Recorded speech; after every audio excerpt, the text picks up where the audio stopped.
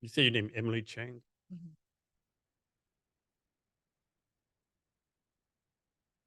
Hello, and welcome to Jason Cav's Experience. Our guest today is Emily Cheng. Emily, thank you for being here today. Thank you for having me. So, Emily, this should be a softball question for you. Okay. Talk about your love for backpacking. Oh gosh. Okay, that's a great one. So I didn't start backpacking until I became a travel nurse 5 years ago, and I met a travel nurse that I worked with, and I that was something I always wanted to do. And she took me on a 6 day backpacking trip to Mammoth Lakes in California, and I completely fell in love with it. And then when I came here, obviously this is one of the meccas, so I really, really got into it, and it's one of my happy places. So, backpack and hike, is that like kind of like the same thing, or is there a difference in that? Different. So hiking is more of like you take a day pack, you go into the mountains for a couple miles, come out. Backpacking, you have everything on your back, and then you take it into the mountains and you set up camp and then, stay for a couple nights or one night, whatever it may be, but you take everything with you. So, what's the longest you've been like camping in the woods, so to speak? 6 days. 6 days? 6 days, 5 nights. Oh, Mhm. wow. Yeah, I That's love it. impressive. Yeah, thanks. What's been your favorite place to backpack so far? Mm, Kinda hard to well, I would say here, Jade and Marmot Lake is probably my favorite. The lakes are, alpine lakes, so they're milky blue and super beautiful, and you can actually go up into the glacier and go into another lake. It's just unreal, and it's not permitted either. Okay. Mhm. What's been like the most dangerous place? Most dangerous place. Like, you want to scare for your life, you're like, okay, I hear lions and bears and animals, Yeah. like, I mean, and they're honestly, kind of close. totally. I mean, anywhere you're going in the backcountry, it's gonna be dangerous. I mean, I think I'm definitely I've only seen a baby bear and a mama cub from far away on my first backpacking trip, but I actually haven't seen any out here in Washington. And Okay. so, but obviously when you're in the backcountry, everything's out there. I just haven't seen much And of you it. go by yourself, you go with friends? Both. So I have done it by myself, which my mom does not love, but I'm I'll sure she do. doesn't. I'm sure she doesn't. Yeah, but, I usually have bear spray, I have a knife with me and, kinda just reading reports, of course, before I go as well, just to make sure there hasn't been, like, recent sightings of anything that's dangerous. Um, but I'll do a mix of both. And you like, I guess Mhm. you take like some kind of satellite phone with you too? Yeah, yeah. So I Okay. have a little, like, network phone that I get to have on my backpack, and I can text from it, and I can text from my phone as well and send SOS if I needed help. So like when you Mhm. go over yourself, like suppose you see somewhere else a couple miles away, Mhm. you like go to them as, hey, fellow backpacker, let's hang out. You're like, Oh, yeah. oh, you're like, okay, that might be a weird person trying to do bad things. Let me disappear.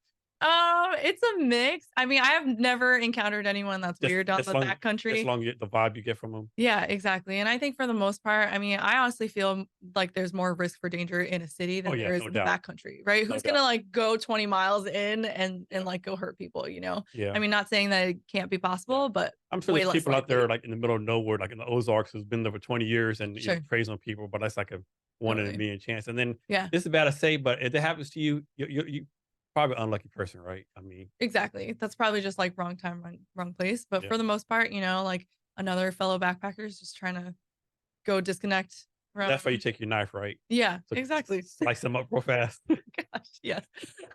Hopefully never encounter that experience, but yeah, you gotta be prepared. Oh yeah. Yeah.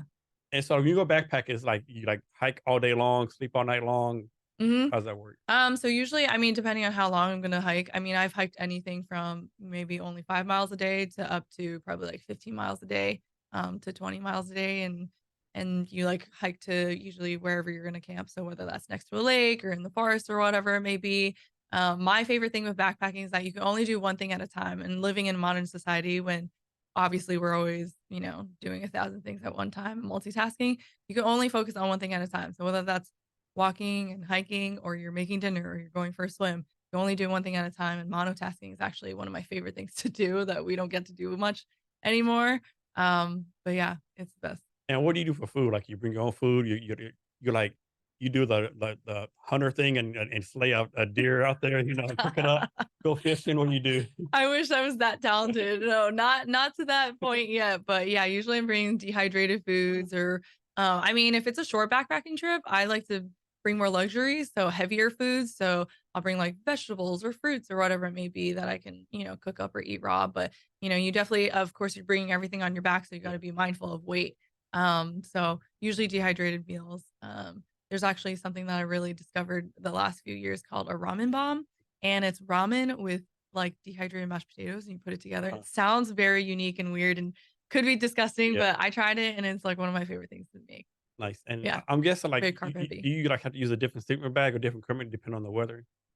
Yeah, I mean, depending on, what the weather is, there's definitely, each what's it called, sleeping pad and also the sleeping bag is to a certain rating of degrees. So I've slept in probably the lowest is 25 degrees. Okay. But you obviously have to be prepared with what you're wearing and the Yeah. gear that you bring. But yeah. So you ever wake up in the morning and oh crap, there's like 10 inches of snow around me.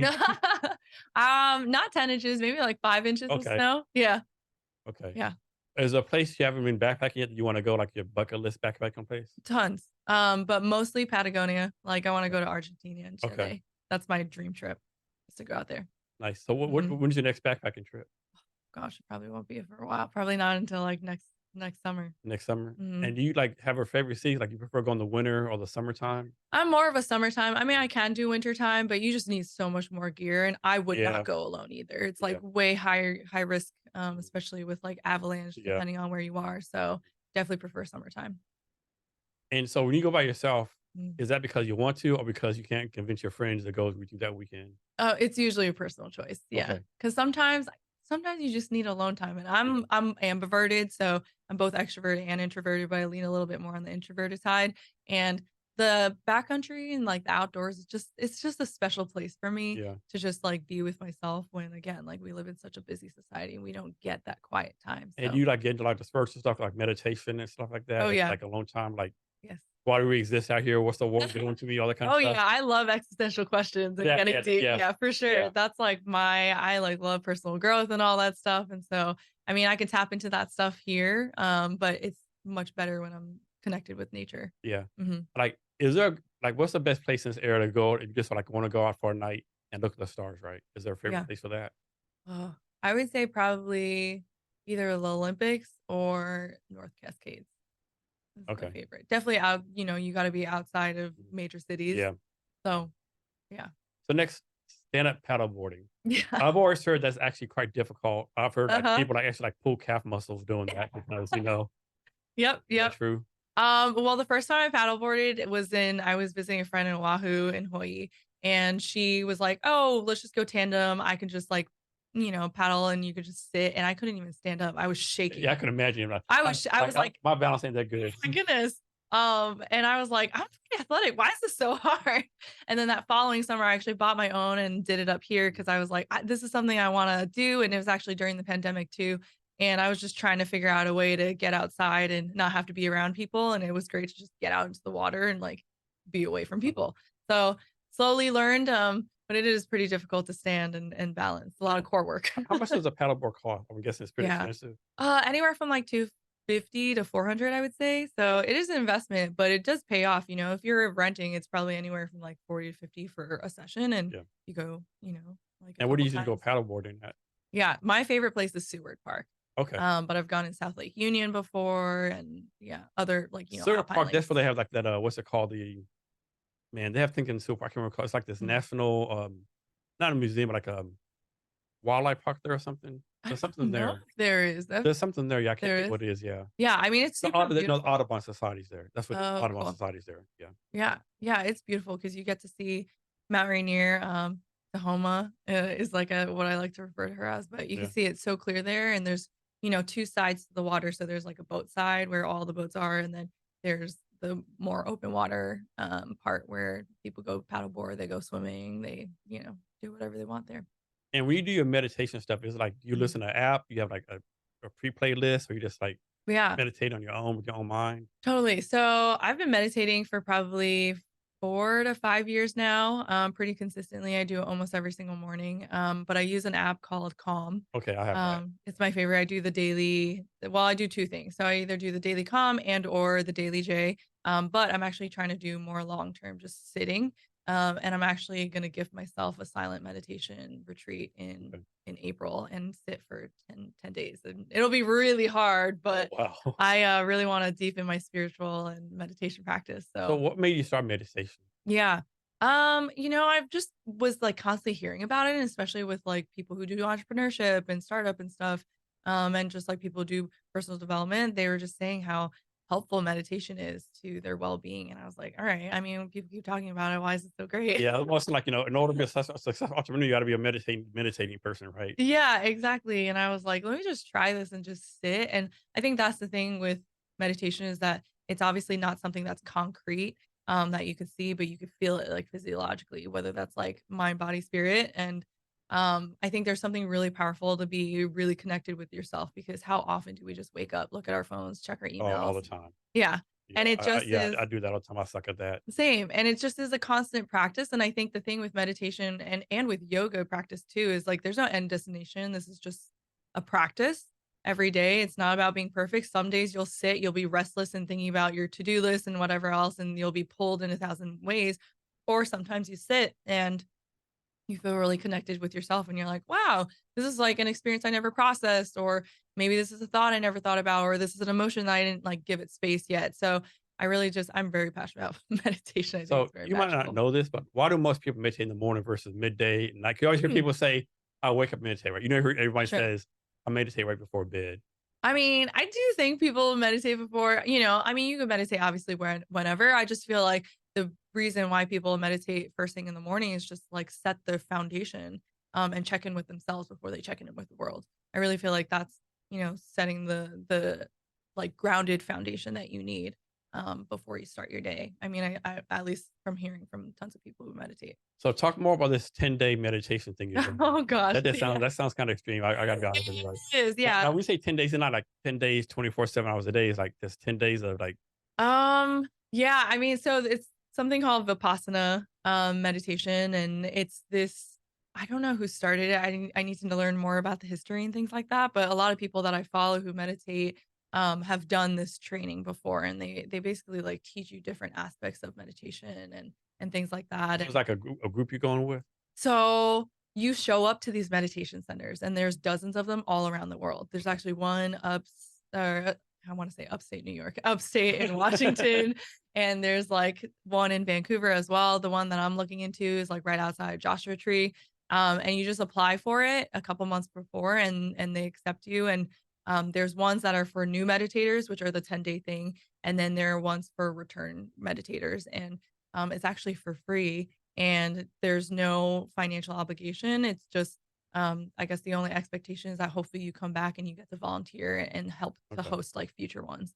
And so, yeah, I honestly was just like, this sounds very challenging because, I mean, I think there's like a morning meditation, there's a afternoon one, and there's an evening one, and then you can't like you're not really doing much activities outside of that. There's no work, no No, social there's like media, it's just no. meditating. So they take your phones, they take your screens.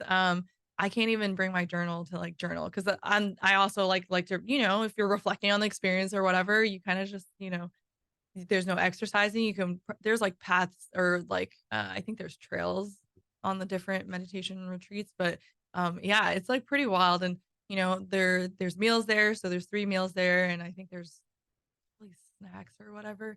But it's all vegan and plant based, and which I am anyway, so that's not a big deal to me. But it's pretty wild to think that I don't know how big the groups are, but I would assume probably not most than like 20 to 30. Okay. But you're around other people who are doing the same thing, but you're not like, communicating with them.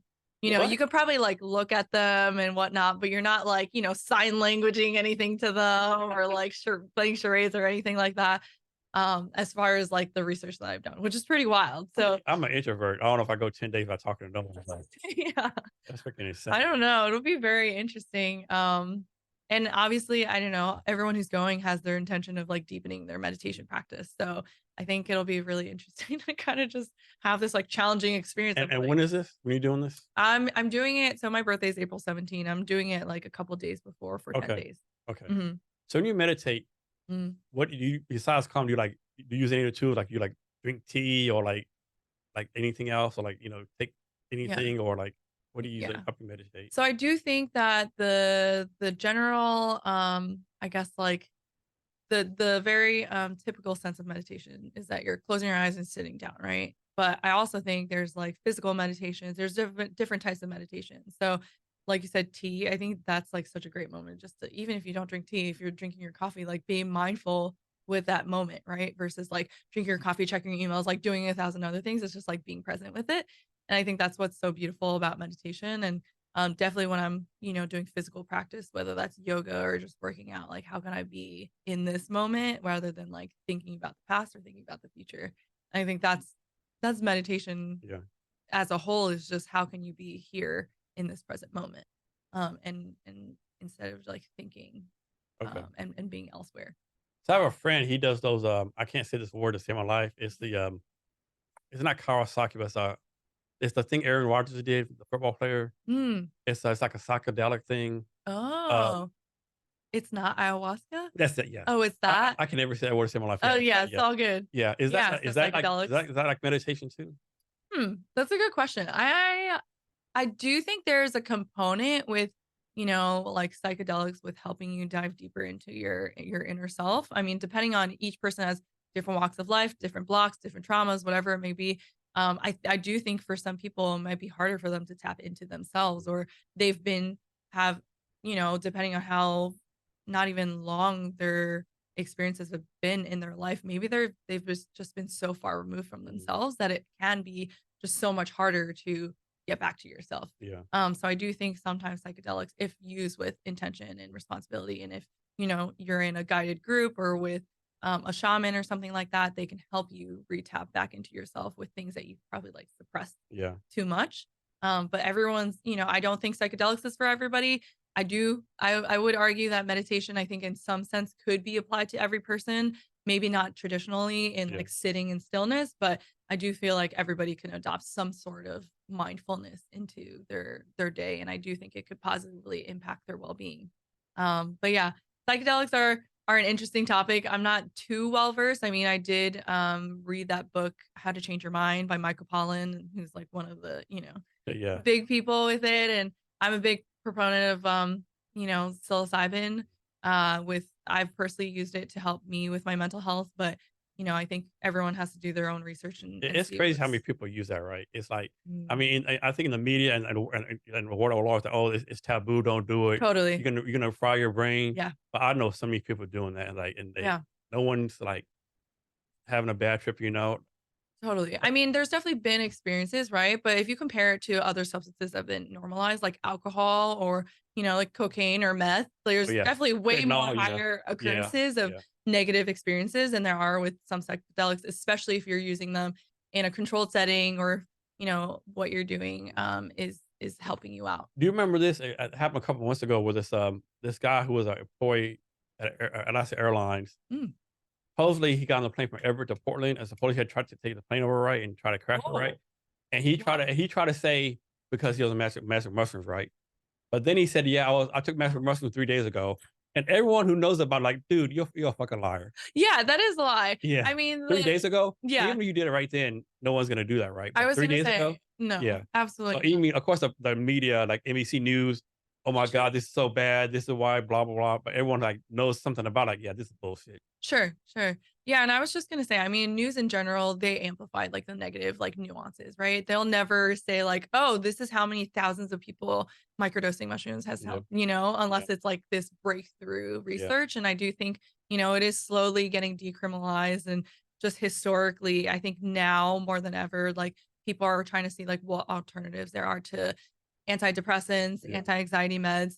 Clearly a lot of pharmacology has been over abused. Oh yeah, And so I think, I mean, I'm a big proponent of trying to doing things more holistically, and like magic mushrooms they're like an organic matter, so it's yeah, not lab made or anything like that. And again, this is nuances. I'm not saying everybody needs to try magic mushrooms or, psychedelics, but, I think if you're considering some sort of healing modality, I think it is an interesting one. yeah. So I'm from Texas. Most people don't realize this, but every year for like that 7 years, the Texas legislature has like given like $25 million Well, for like this research, psychedelic research for yeah. veterans, you know. Yeah. And then there's this guy, Governor Perry. He was a governor a long time, like 10, 15 years ago. Rick Perry, like he puts a C in conservative, right?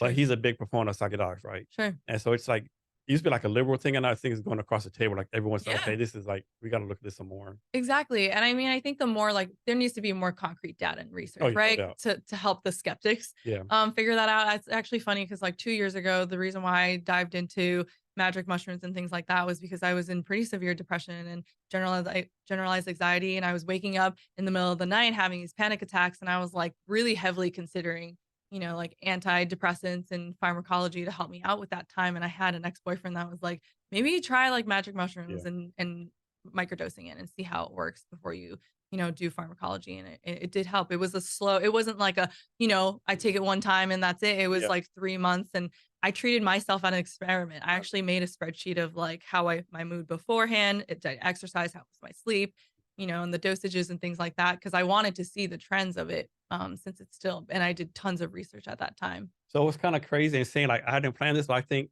you're the fourth straight guest I had. Like we talked about psychedelics and stuff. Yeah, like the one I had last time, Early. She's talking about this is a new master mushroom called Nurse Innovator. She's gonna try. Yes. Yep, and there's turkey trot and there's all these, yeah, there's a lot of different kinds, and I don't know too much about it, but I am, like, more interested in it, and me having a nursing background, there's more and more, like, clinics nowadays that are helping with PTSD Yeah, and things like that using, psychedelics, and there's, like, not that ketamine is a psychedelic because it's not, and that's the biggest one of the biggest, like, misconceptions with ketamine is that yeah, it's a psychedelic, but it is also another modality to help with yeah. PTSD and depression these days. Another thing I've seen too, with people that do this stuff, it's like people either they're like all in on mushrooms or all on the LSD, right? Sure. I don't know anyone who's like from my experience, I don't know anyone who does both of them right. They're like they Mm. try mushrooms, but I know I love LSD or like I love Sure. mushrooms, right? Which is I think Sure. is kind of That is very different. Yeah, interesting. Yeah, I mean, it's true. Or they are really big proponents of ayahuasca or DMT or yeah, whatever it may be. I mean, I think in the beginning, depending on the yeah. person, I've heard maybe. DMT is wild as fuck though. Yeah. I've only tried DMT once, and Yeah, it was a very interesting experience. It's very intense, but I think what I like about DMT is it's very short yeah, acting. It's only 15 minutes. You yeah. don't need to like That's allocate your entire my day. friend said. Yeah, you just he has his pen with the stuff. He takes a hit. He's done right. With Totally. all those stuff, man, you probably gotta have a schedule all day long. You gotta be Exactly. pretty much free. Yeah, and I think for me, I don't use like psilocybin as much anymore or anything like that. At that time, I was in, a different healing Yeah, phase.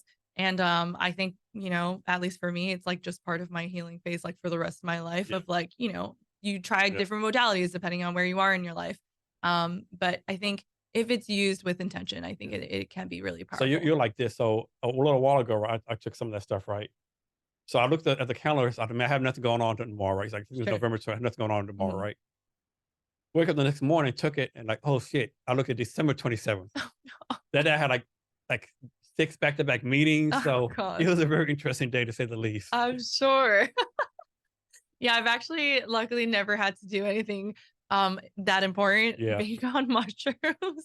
So I'm doing this meeting, my brain's moving fast. I'm Yeah. bam, bam, bam, like shit. Like, yeah, it was very interesting, right? Yes. Yeah. Fuck. Yeah. Cool. So talk about your journaling. So when you say journaling, like just actually write it down with a pen and paper and stuff, Yep. like your thoughts or your dreams and stuff. Yeah, so I actually don't do too much of the dreams, but so I use this journal called Notes to Mindfulness, and one of my favorite creators that I follow is really into mindfulness and meditation and journaling, and she created this journal with this company called Intelligent Change, and it basically is a guided journal. So some people will do blank journals. I sometimes do, but I do more of the guided journals, and it takes you through like, hey, how are you feeling right now in the moment?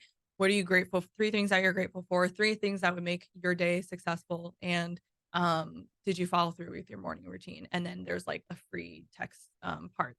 And sometimes I do like to journal in the morning because again, it's just another way to set your foundation. And I think even just like gratitude as a practice is so powerful. And that's probably one of the most beautiful practices that have been scientifically proven to help with your well-being. And Oprah will preach it to Yeah. to the day she dies and things like that. And I think it's so easy to practice, but I think there's something really magical about putting pen to paper rather than I'll type notes on my phone and things like that. But the act of writing it down and seeing it out from your brain rather than you just saying it, is really powerful. And I'm sure there's scientific studies around that.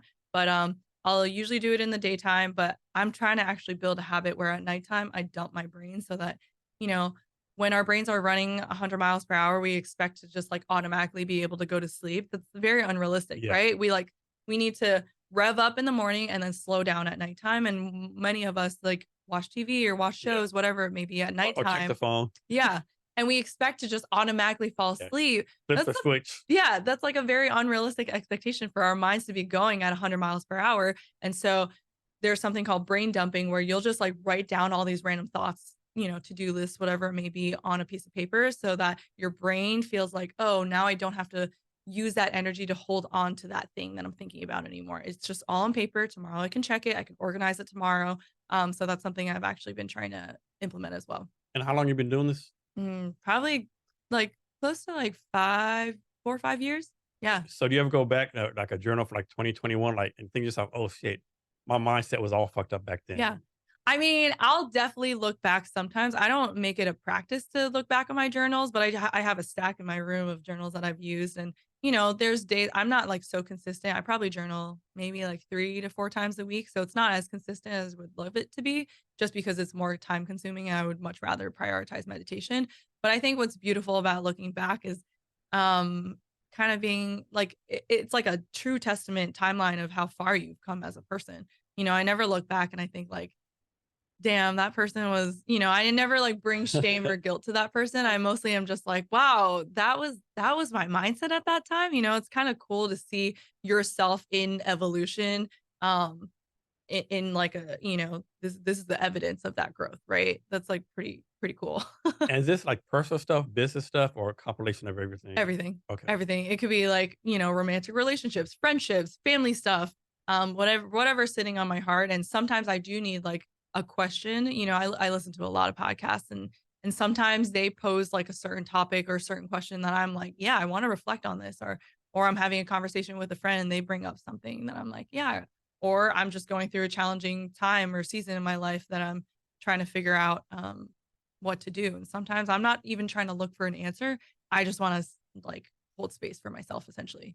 And you ever let anyone else read these journals? No. No, not even not even your mother, I mean, best I friend. don't even know if she'd be interested in Yeah. reading it. I mean, I would probably be open to it, but I guess I would just have to, I mean, it's pretty like personal, right? So And you plan on doing this like the rest of your life? I think so. So here's a question for you. Mhm. Let's suppose you live a long life. Suppose you I'm trying to live to my hundreds. suppose you live to 100, right? Yeah. And suppose you have all these journals, right? Okay. What are you gonna do with them? You gonna have in the world like, hey, someone burn all these. No one can read this. Like, Sure. what's your plan for the journals? Like, Hmm. you're not here. That's a good question. I've never heard. I've never thought about it, but I'd be I open. mean, you'd be gone, so what does it matter, right? I mean, Totally. I mean, listen, I'd be very, open to whether it like has to do with business or about personal development or whatever it may be. If people are open to seeing like what my journey is like and like kind of piecing it all together, yeah, that'd be cool. Or if it went to, my kids or grandkids yeah. or whatever it may be, I'm open to it. That'd be interesting. You're gonna go probably your grandkids. Your kids might not care because of your kids, but I Sure. think your grandkids, like Yeah. future generations, be Like too interested to see. cool. Yeah, Yeah, I'm open to it. okay. Mhm. So next, talk about traveling. Yeah. You do a lot of that. So well, I guess like to make it more specific, like travel nursing or just like It's traveling in travel, general. travel in general. Okay. So I don't travel as much as I used to travel because I was a travel nurse for 5 years. Now I travel more for either business or for leisure. And having a startup, I don't get to travel as much as I used to, but it's definitely one of my favorite things to do. I mean, I think for most people who, aren't homebodies all the time, they love to explore the world. And there's obviously so much to see. And I think there's something really beautiful about immersing yourself in other cultures, even if it's, here in the US, Yeah, right? Like I just came back from Tennessee a couple days ago and I'd only been to Nashville and I was in Chattanooga and that was a really fun experience to have yeah. to see People like, don't realize in the United States, every state's different. yeah, Every city and state's different. exactly. That's insane. Yeah. And I think that's like the biggest thing is like we think we need to travel so far to experience something new. Like even if you're here in Seattle, you've never been to Leavenworth, Oh go yeah, out there, yeah, exactly right. go up to Bellingham, Yeah, go to Vancouver. Like there's so much to Port see. Angeles, Yeah. Westport. Exactly. So many beautiful places, and I think that's the stigma of like, oh, to travel, you have to like get on a plane or Yeah, you have to go travel on a really 25 hours and go yeah. somewhere. Yeah. When, your backyard could just be something super beautiful of like discovering a new neighborhood or whatever it could be. But yeah, I really feel like traveling helps me to connect with the world at large because I'm learning about new people, new cultures, and new ways of thinking and new perspectives that helps me get out of my own way, I feel like. And it helps me to develop more compassion and empathy, which I will argue, I think everybody could use more of that in this world, right? And so I really love it. I'm itching to go for another international trip. I don't know when I'll be going. Where do you want to go to? I mean, my top trip is Patagonia, but I probably Okay. won't be able to do that until I exit my business because I want to do it for like a couple months. Yeah. Um, but I am every year I go to the Dominican Republic and we actually host a medical volunteer trip there, and it's Yeah. We're going to talk about that later. oh we are Yeah. okay, Yeah. perfect. But yeah, I'm itching to discover another country, and I was trying to make it a habit that at the end of the year I was going to be in a new country because the last 2 years I did that. But unfortunately, I won't be able to do that this year. But What's I'm been some itching. places you've been to, or like what are some of your favorite trap places? Oh, absolutely. So before I started travel nursing, I spent a month in Thailand, and that was the longest time Yeah. that I've been in one place. And Yeah. Thailand's a great country. I've been a oh couple yeah, of times. Yeah. for sure. And I like slow travel too, right? Like I'm not a bucket list traveler where I'm like put my feet in one place and I get to check it off my list. I really want to So, experience so you're not, every so day you're what not, so it's like. you're not like a one and done person. You're like, you want to experience. I really want to be there and have a local experience. I'm not someone that's like, oh, only show me the touristy places. I want to know like where the locals eat, where the locals hang You out. want the street food. You Yeah, want the, absolutely. Let me like get me in there. I want to feel like yeah, I don't want the Americanized version. I don't want the Western, yeah. type version. Like tell me like I want to eat the real foods and real experiences. And so yeah, that's my type of travel. Nice, nice. Mhm. So, talk about this MedVenture cap you doing in 2024 in Pennsylvania. Yeah. So MedVenture Camp is really it's really a project that has been like an extension of my heart. I'm a really big component of mental health, and I feel like especially when it comes to traveling healthcare professionals and healthcare professionals in general, I feel like it's something that hasn't been talked about a lot and still pretty stigmatized. And I think healthcare professionals, we're viewed as heroes, we're viewed as angels, and all this, stuff, and putting us on a pedestal. But then we experience so much death and dying on a regular basis, like so much more than a regular average human.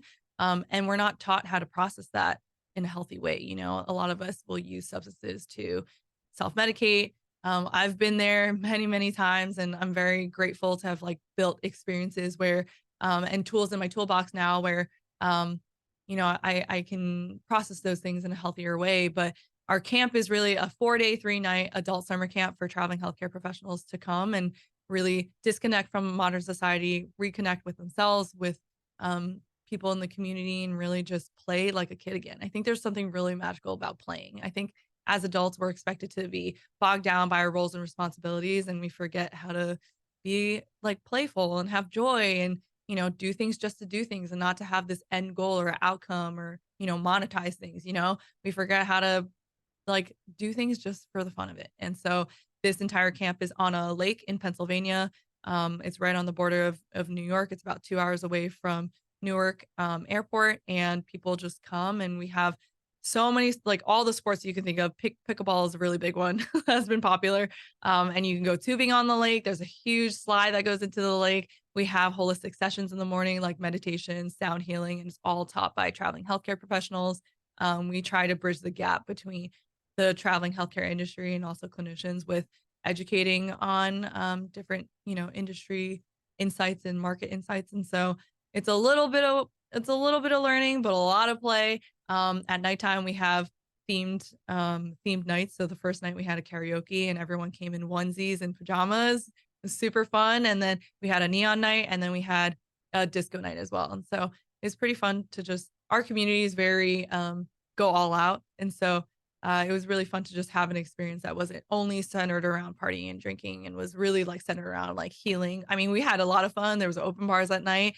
We have that too, but that's not the center of everything. And we also had Camp Olympics, is probably my favorite, is to like split up the entire camp into 4 teams and see everyone's competitive side come out, and camaraderie. And I love seeing people in their competitive edge. So that was really fun. And so, two-part question: is there a cost for this, and do people have to apply? Like, what's the application process? Yeah. Get into this. So there is a cost. It's a ticket cost. So it's all inclusive of your accommodations, all your meals, all our snacks, our open bar, all the experiences, and all the workshops and sessions. So It is $950 until the end of January, and then and it doesn't include the transportation to and from. If you're not going to drive onto campus, if you're driving onto campus, that's free. But it's kind of a show up and everything's included. You don't need to have your wallet or anything. You just show up and you enjoy the experience. And then your second question was, do you have to apply for it? Anyone's invited to come. We actually have spouses or even friends of people who are not even in the healthcare industry or who are coming. We definitely invite everybody to come because I think it could benefit anyone. But it is catered towards traveling healthcare professionals, but we welcome everybody. So another two-part question. Number Okay. one, how many people usually go? And number two, how many people could actually go? Like how many people could you actually support? Yeah. So last year we had 125 traveling healthcare professionals come. And then this year we're aiming for anywhere from 175 to 250. And then the campus itself, the reason why we decided to choose this campus was that it can hold up to 1,200 people.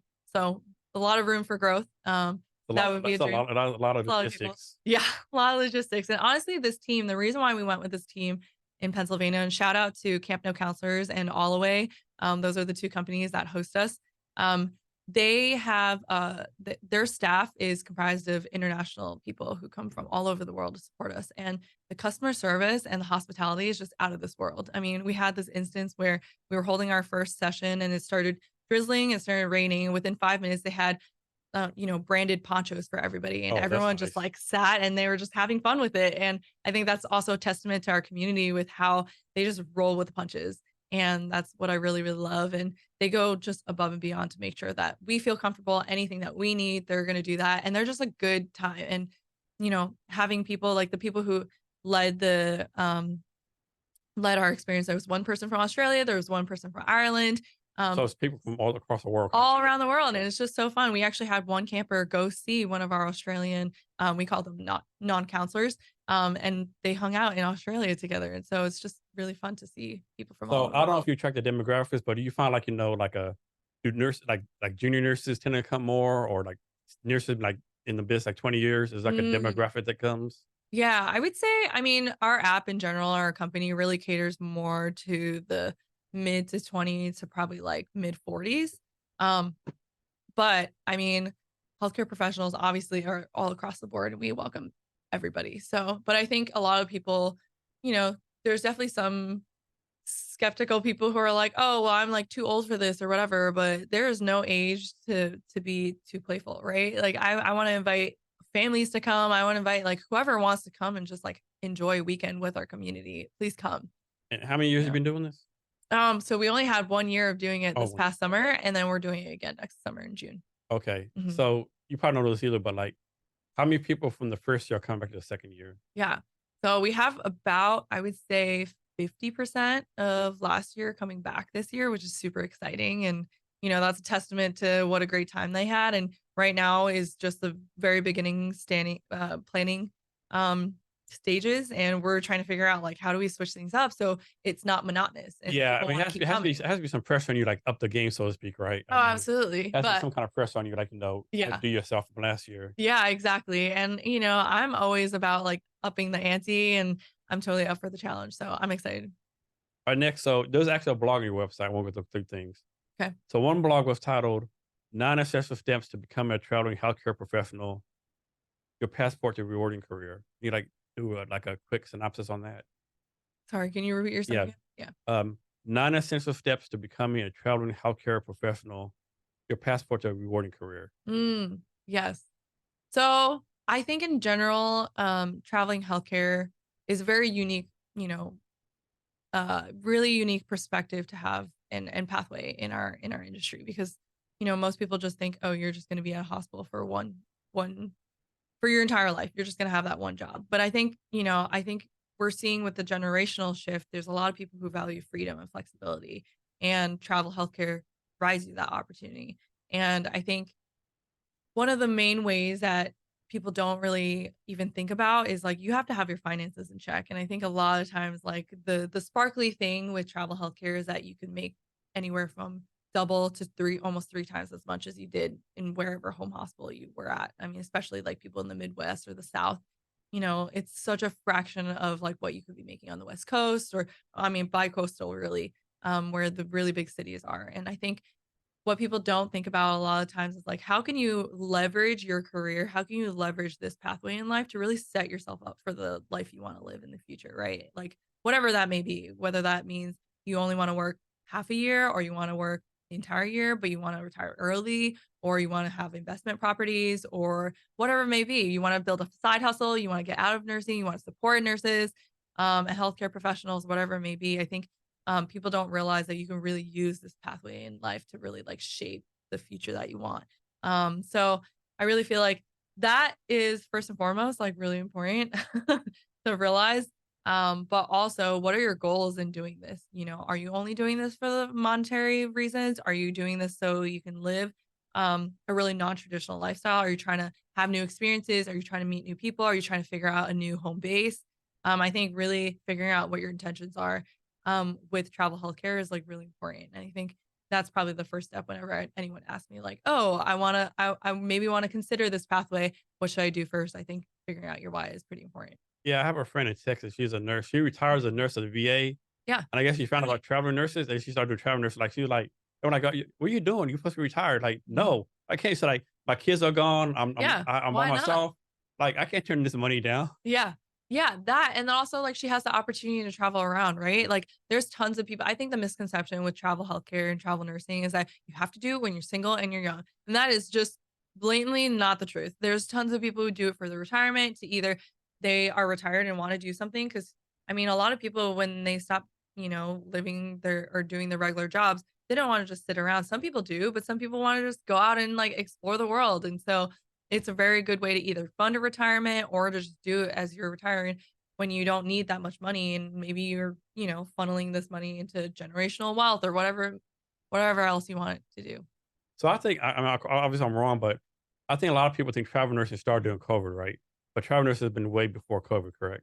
Many, many generations. It just had such a big spotlight because of all these, rates and all these like crises of New York City needing people and whatnot and whatnot. But yeah, travel nursing's been around for such a long time, and I think that's as a veteran traveler, I think that's something that we get a little bit, annoyed by is that it pulled so many people into the industry for possibly the wrong reasons. People were only doing it for the money and not realizing that's like 0.1% of the entire, experience of being a travel healthcare professional is sure, the money is really great, but, like, how can you know, build your dream life? How can you, meet new people, have once in a lifetime experiences, really like learn about yourself and about the world at large.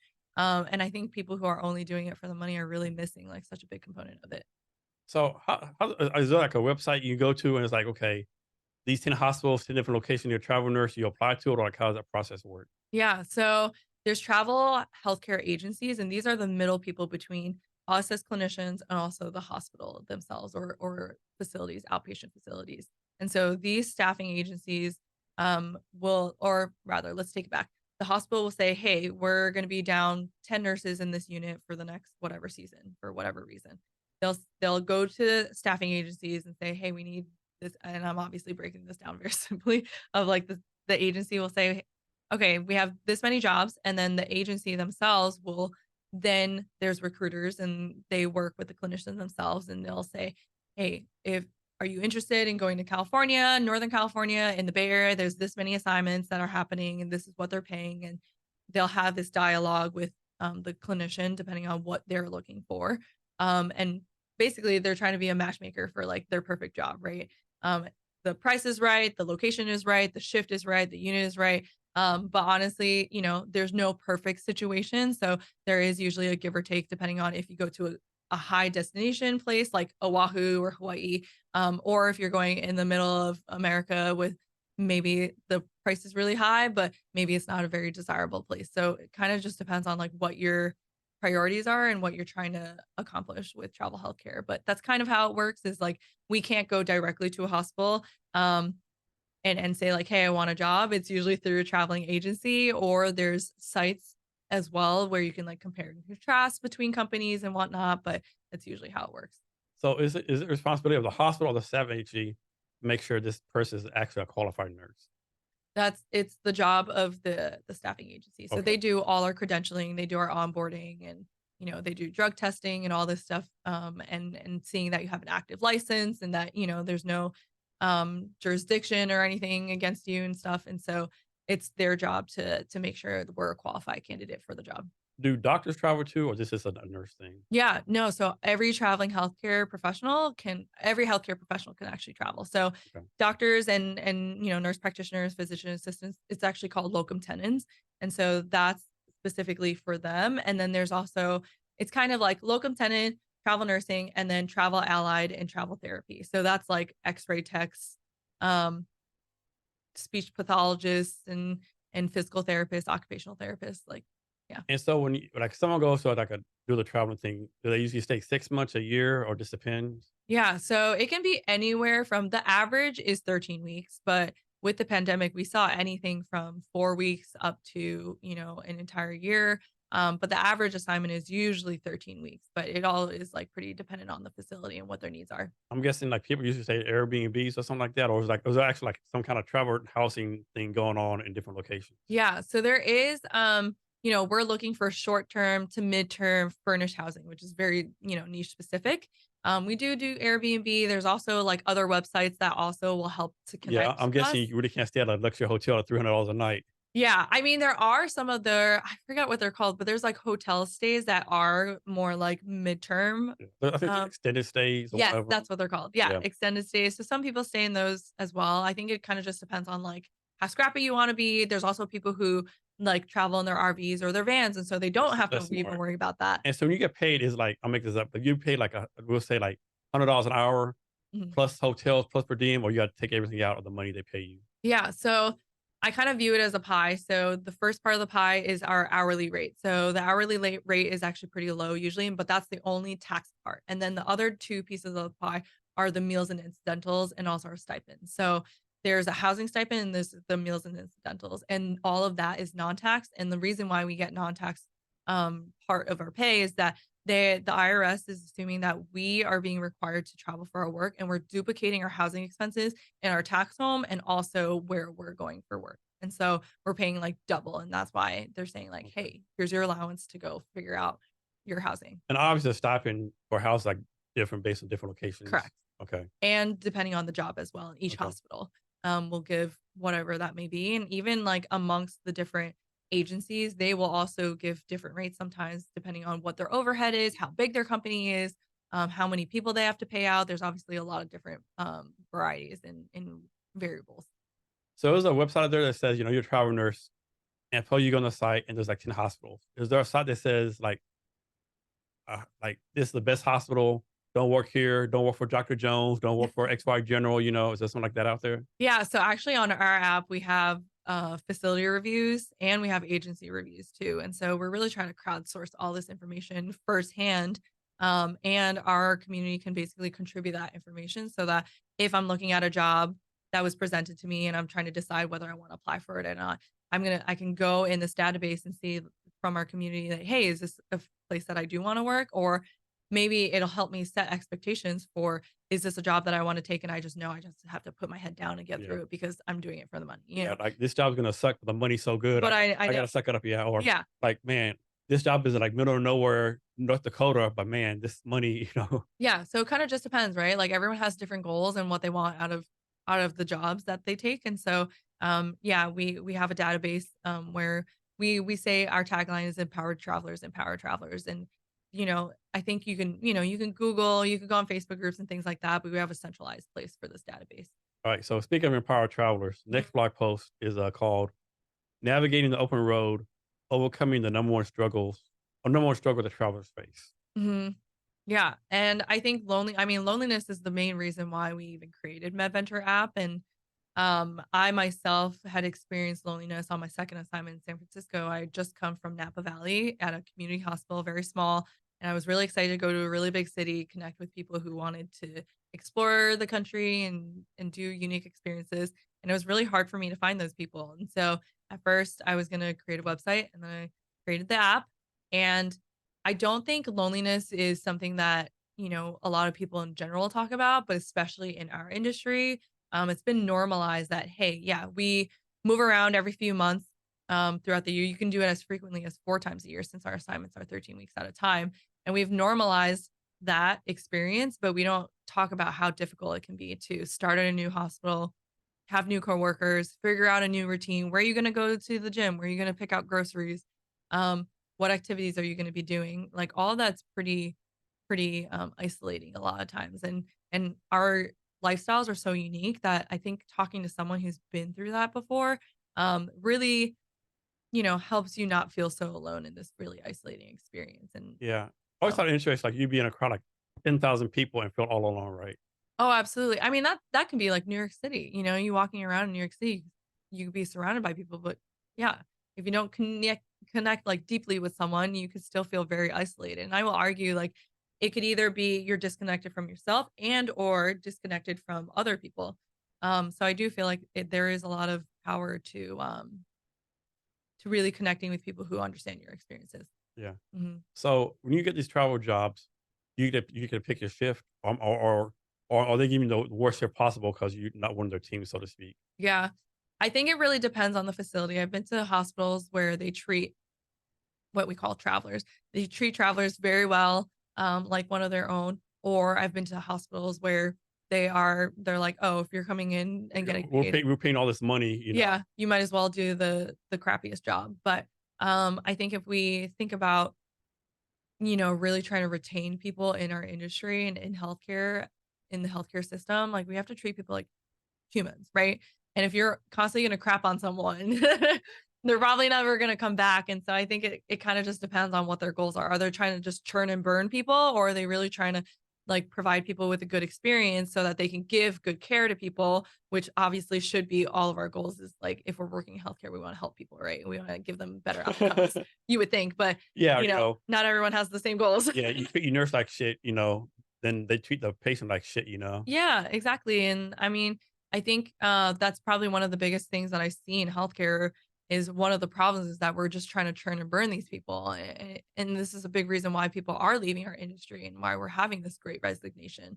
And I really just feel like, all of us go into healthcare with good intentions, but if you don't support us and if you don't really respect us, people are gonna leave, healthcare professionals are highly intelligent people, and they're not gonna stick around to be crapped on. So I think for the longest time, you always hear about this nursing shortage, right? Mhm. Is there actually a nursing shortage?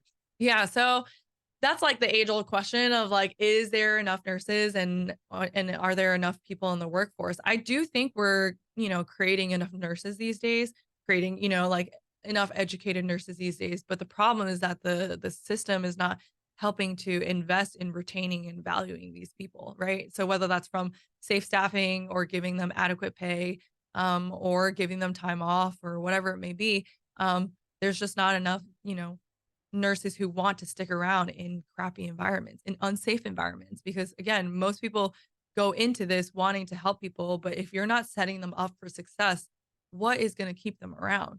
They'll just figure out another way to contribute to society and like help people and serve. Rather than it shouldn't be one or the other, right? And it oftentimes like feels like they have to choose between helping patients or helping themselves. Why can't we create an environment where everyone's being helped, right? So is a nurse? Like if a nurse has like education in Texas, they can get a job in, Delaware or Korea. Like if you're a nurse, or is like different standards in different places. Yeah. So the test that we take to be qualified for in nursing for the U.S. is standardized. So it's a national board exam. But every time we want to work in a new state, we have to apply for it. And there's something called a compact state. So some people who are their primary license, if they're in a compact state, they get qualified to work in any other state without applying to them. But for me, for example, my primary state used to be New York. Now it's in Washington. Both of these states are not compact states. So that means every state that I want to work in, I have to apply for a new one. Luckily, I don't have to take a new exam because that would really suck. I just have to, pay a fee, maybe do some How long is fingerprinting. that process? Yeah, it really depends. So California notoriously used to Of have a course, really, of really course, slow of course. Yeah, California. processing. But I've gotten licenses within, 7 days in some That's states. not bad. Yeah. That's not bad at all. Mhm. And then with nurses. like what's our education process, right? It's like a 4-year degree Yeah, to your medical school to talk to the medical process. I sure. mean, the education process. I mean, Yeah, so there's different levels and I would just say like different types of nurses. So there's an LPN and then there's an RN and then, if you want to go for higher education you can, but there's basically like two different types of nurses and you can either go to a community school or a community college and you can do 2 years to just you can become a nurse in 2 years, or if you want to go for the RN you do 4 years. And so it kind of just depends on like accessibility to education and what your goals are, but some people will do the 2-year program and then while they're working they'll get the bridge program where, they're in school part-time and get the RN. But each facility also has their different requirements. Some hospitals want to, increase their standard of care, so they'll only have bachelor's prepared nurses, whereas some facilities are like, oh, as long as you're enrolled in a program to become a bachelor's nurse, like we'll accept you. It really just depends. and LVN, that's like a basic nurse, like the entry level nurse. LVN, yeah. Okay. Yeah, LVN or LPN, sometimes they're interchangeable, and then there's the RN. Um, but yeah. And what's a nurse practitioner? Yeah, so nurse practitioner, that is a nurse who has gone back for their master's, and they can prescribe. And so they're usually working in a physician dominant. They have to work under a physician, but usually they can, depending on the state, sometimes they can open their own practices. Sometimes they can work with other nurse practitioners, depending on whatever their specialty is and whatever it may be. But sometimes they can work in the hospital, sometimes it's outpatient, but they can prescribe And and you have to treat. go back every once in a while, get recertified in something, or once you're a nurse, you're a nurse. So every few years, depending on the state, you have to reapply and you have to show that you're keeping up with your education and all of those things. Like each state has basically like these CU credits that you have to keep up with. But you just reapply for your So license. let's say someone's a nurse, right? But then they stop being a nurse for like 3 years, right? They have to start everything all over again, or how's that work? It depends on if they're going to keep their active license. If they do keep their active license, they could just not work. And I mean, I will argue it's probably pretty hard to get a job at the same level as you were. But it also depends on what is the staffing needs. Maybe they're really desperate and they're like, oh, well, you have experience. But I would generally say try not to lapse your experience more than a year. People usually want to see that you have relevant experience in that field within a year, but it kind of just depends. In the pandemic, we were pulling people out of retirement. So who really knows? You Yeah. know? So next, talk about nurse burnout. Oh gosh. Okay. Great topic. I'm very passionate about that. I think burnout is something that not only nurses are experiencing right now, I think most people are experiencing it. But I think specifically with nurses, it's tied into the work environment. So I think a lot of times nurse burnout and also compassion fatigue are used interchangeably, but they're actually pretty different. Um, Compassion fatigue is when you start to depersonalize things and you lose your compassion for the care that you're giving, whereas burnout is really impacted by the trauma and the environment that you're in constantly. And yeah, it just burnout is much harder to come back from. It takes a lot more time, and sometimes that means you have to take a break from nursing or whatever unit you are, intense emotions or trauma, whatever it can be, whatever that like constant stimuli is. And then compassion fatigue um, is much easier to treat if you catch it early on. And so I think nowadays people are recognizing if their mental health is being, impacted. Um, that generally means that you need a break. And I think nurse burnout, I mean, it's a very complex topic, it depends on how are you treating yourself. How are you prioritizing your well-being outside of the hospital? And also, are you being supported in the hospital that you're at? Can you take PTO time? Can you take a vacation? Or are you, constantly working overtime and feeling obligated? Or is your management supporting you in days off? Or are they constantly texting you or, not respecting your boundaries or whatever it may be? There's so many different factors that come into play. But I think ultimately nurses just want to feel supported and respected, and a lot of times we're not. So nurses, they gotta be pretty emotionally balanced, right? Like they really can't couldn't like really. I'm guessing it'd be not a bad thing, but not a good thing where like you really can't get too personally emotionally tied with your patients, right? I think it just depends on the person. I think, depending on how empathetic I do think a lot of people are really empathetic and will feel their patient's emotions with them. I don't think that's a bad thing, but I think when you don't know how to process that in a healthy way and cope with it, that's when I think you are, too overly attached to your patient. But I also think being super unattached to your patient and being super jaded is also, not helpful as well. But I think it really just depends on the person and like what their goals are. Like I personally like to connect with my patient. I like to go above and beyond. But I have learned throughout being super burnt out, the detriments of like over attaching to a patient, and not learning how to process it. So how do you recommend a nurse deal with this, right? Suppose the nurse is like her section of hospital like it's a high death rate, right? Mhm. Deals with death all the time. And she's sympathetic, she's trying to be sympathetic, right? But like one day, like, she's like, I won't say jaded, like, like she's not with it or whatever. And someone dies, and those family members like, you didn't care for my parent, you didn't care. Like, I could tell you just here for the job, all this kind of stuff. How do you recommend a nurse like deal with that? Like, I'm sure those situations come up, right? Yeah, those situations definitely come up. I don't think a lot of the times we get the backlash of like patients, family members, and friends telling us that we didn't do enough. I think that's actually more self-inflicted guilt of when we lose patients. All the time we will review that situation or that day time and time again, especially if we were emotionally connected with that patient. We'll go home and we'll think like, did we miss something? Did we make a mistake? Should I have like, spoke up something about something sooner? And, having been through so many dozens of experiences myself, sometimes like, we can't save everyone. That's just a simple fact of the matter. Um, and I think a lot of times we hold that responsibility when there's so many different factors, right? Like it's not only us, it's the entire care team, it's the doctors, it's like all the specialties that come into play. How did we all contribute to, this outcome? And sometimes the disease process, just people decompensate from the disease process. And there's nothing that we could have done to prevent that from happening, but we do hold on to that guilt. And I think for someone who's like holding on to that guilt, I think knowing that going into a day is like, you showed up as your best. And that was something I needed to tell myself when I started to feel really guilty a lot of times with losing patients or poor outcomes is like, you showed up that day and you did your best with all the knowledge and information that you had, right? If you could go back in that day, I'm sure there's nothing we would have changed because we did our best. No one shows up to work and they're like, "Oh, I'll just like half-ass this or I'll just like try to do like less than I think is the best in the best interest of this patient, right? Like I want to believe that most of us show up and we do our best with what we have that day. Um, but I think that guilt is very, very prevalent amongst nurses. And how do you keep from like, suppose you're married or have loved ones or partners, whatever the case may be?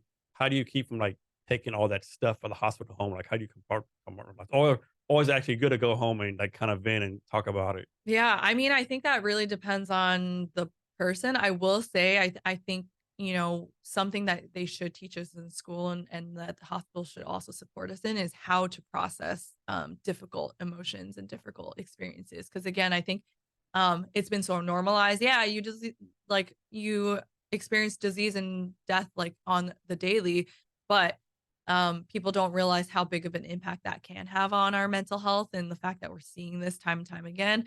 Um, and I having learned so much about burnout, I've learned that the stress cycle is actually cyclical. And if you don't, and just because the stressor is gone, if you don't process that in a healthy way, it just continues to compound until it hits a point where, it could be the silliest thing that makes you explode or whatever it may be, right? We've all been in that place, but especially when it comes to what we're dealing with in healthcare. And there's 6 ways. So there's a book that I read. It's called Burnout. It's by these two sisters, Emily Nagoski, and I'm forgetting her sister's name, but it was very helpful for me to understand the ways to process and finish this stress cycle. And I think a lot of us just go home, we'll have, a bottle of wine or something, watch Netflix. Or two. Yeah, we'll watch Netflix and then we think like, oh, I have to go back again. But that was like very passive. That was not processing at all. And some of the ways that I learned in the book is, laughter is very helpful. Venting. I think it depends on, the dynamics that you have with your support systems. Sometimes your spouse, if they're in healthcare, it's helpful. If they're not in healthcare, that's helpful. Sometimes talking with your friends are helpful. But I will also say that with a caveat of if you're trauma bonding, because trauma bonding is something that's very detrimental with like nurses and people in healthcare who are seeing really traumatic things. The only thing that they can connect on is all their trauma. And that is not helpful for anyone. I think like having a container of like, we're just going to complain about this for 10 minutes and then we have to move on from this and not continuously like attach to it. Cause then, we get too comfortable with, attaching to all these negativities. Right. And I, as someone who's very solution based, if you're not finding a solution for it and you're constantly in this negative cycle, it's not helping anyone, right? It's not helping us, it's not helping the patient. We're going to work in a negative state. And so I think finding a way of, if that means, talking to a therapist or someone, because I think also our support systems really do carry a lot and we project a lot of things onto them as well. And I think having a healthy dialogue of like, hey, do you have capacity to hold space for me right now? And I know that can sound very formal, but sometimes we take advantage of our family members and our friends as well. And sometimes they are dealing with their own stuff too, right? And that's why professional help can be really helpful, or having a support groups can be helpful. Or for me, physical movement is like how I process a lot of my stressors and a lot of my traumas.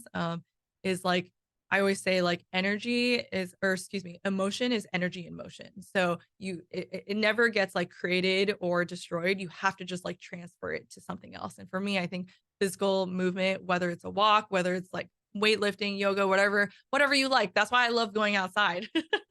That is how I healthily transfer that energy. Okay. So can someone be too emotionally tied? For example, like suppose you work in a hospital, right? And when your fellow nurses or patient dies, and you find out that this nurse is gonna go to that person's funeral, Mhm. is that like taking it too far? I honestly just feel like that's all on whatever the facility's policies are. Okay. I've never been to a funeral before, but I've definitely have been connected to family members who will give us updates on, what the services are and whatnot. I think it honestly just depends on the patient. And I've worked in mostly ICUs, and we've definitely been invited to funerals, especially if like we've had the patient for Okay, so many so it months. actually happens, okay. Yeah, it definitely Okay. has happened before, and I think it just depends on the policy of the hospital, the unit culture as well, and also because a lot of times it could be a HIPAA violation as well. We Yeah. obviously want to Yeah. be private and be respectful to that. So sometimes, I mean, I personally haven't, but I do know, maybe the unit will send, flowers or, their condolences or whatever it may be to the family. So can someone be too young to be a nurse, meaning like don't have enough knowledge, experience, and then can someone be too old, meaning like their skills are kind of degrading, right? Hmm. Through age. I don't think, well, from what I've seen, young wise, you obviously just have to make sure you have the education, go through whatever the education is. But when I became a nurse, I think I was like 22, and I think that's pretty average, 21, 22.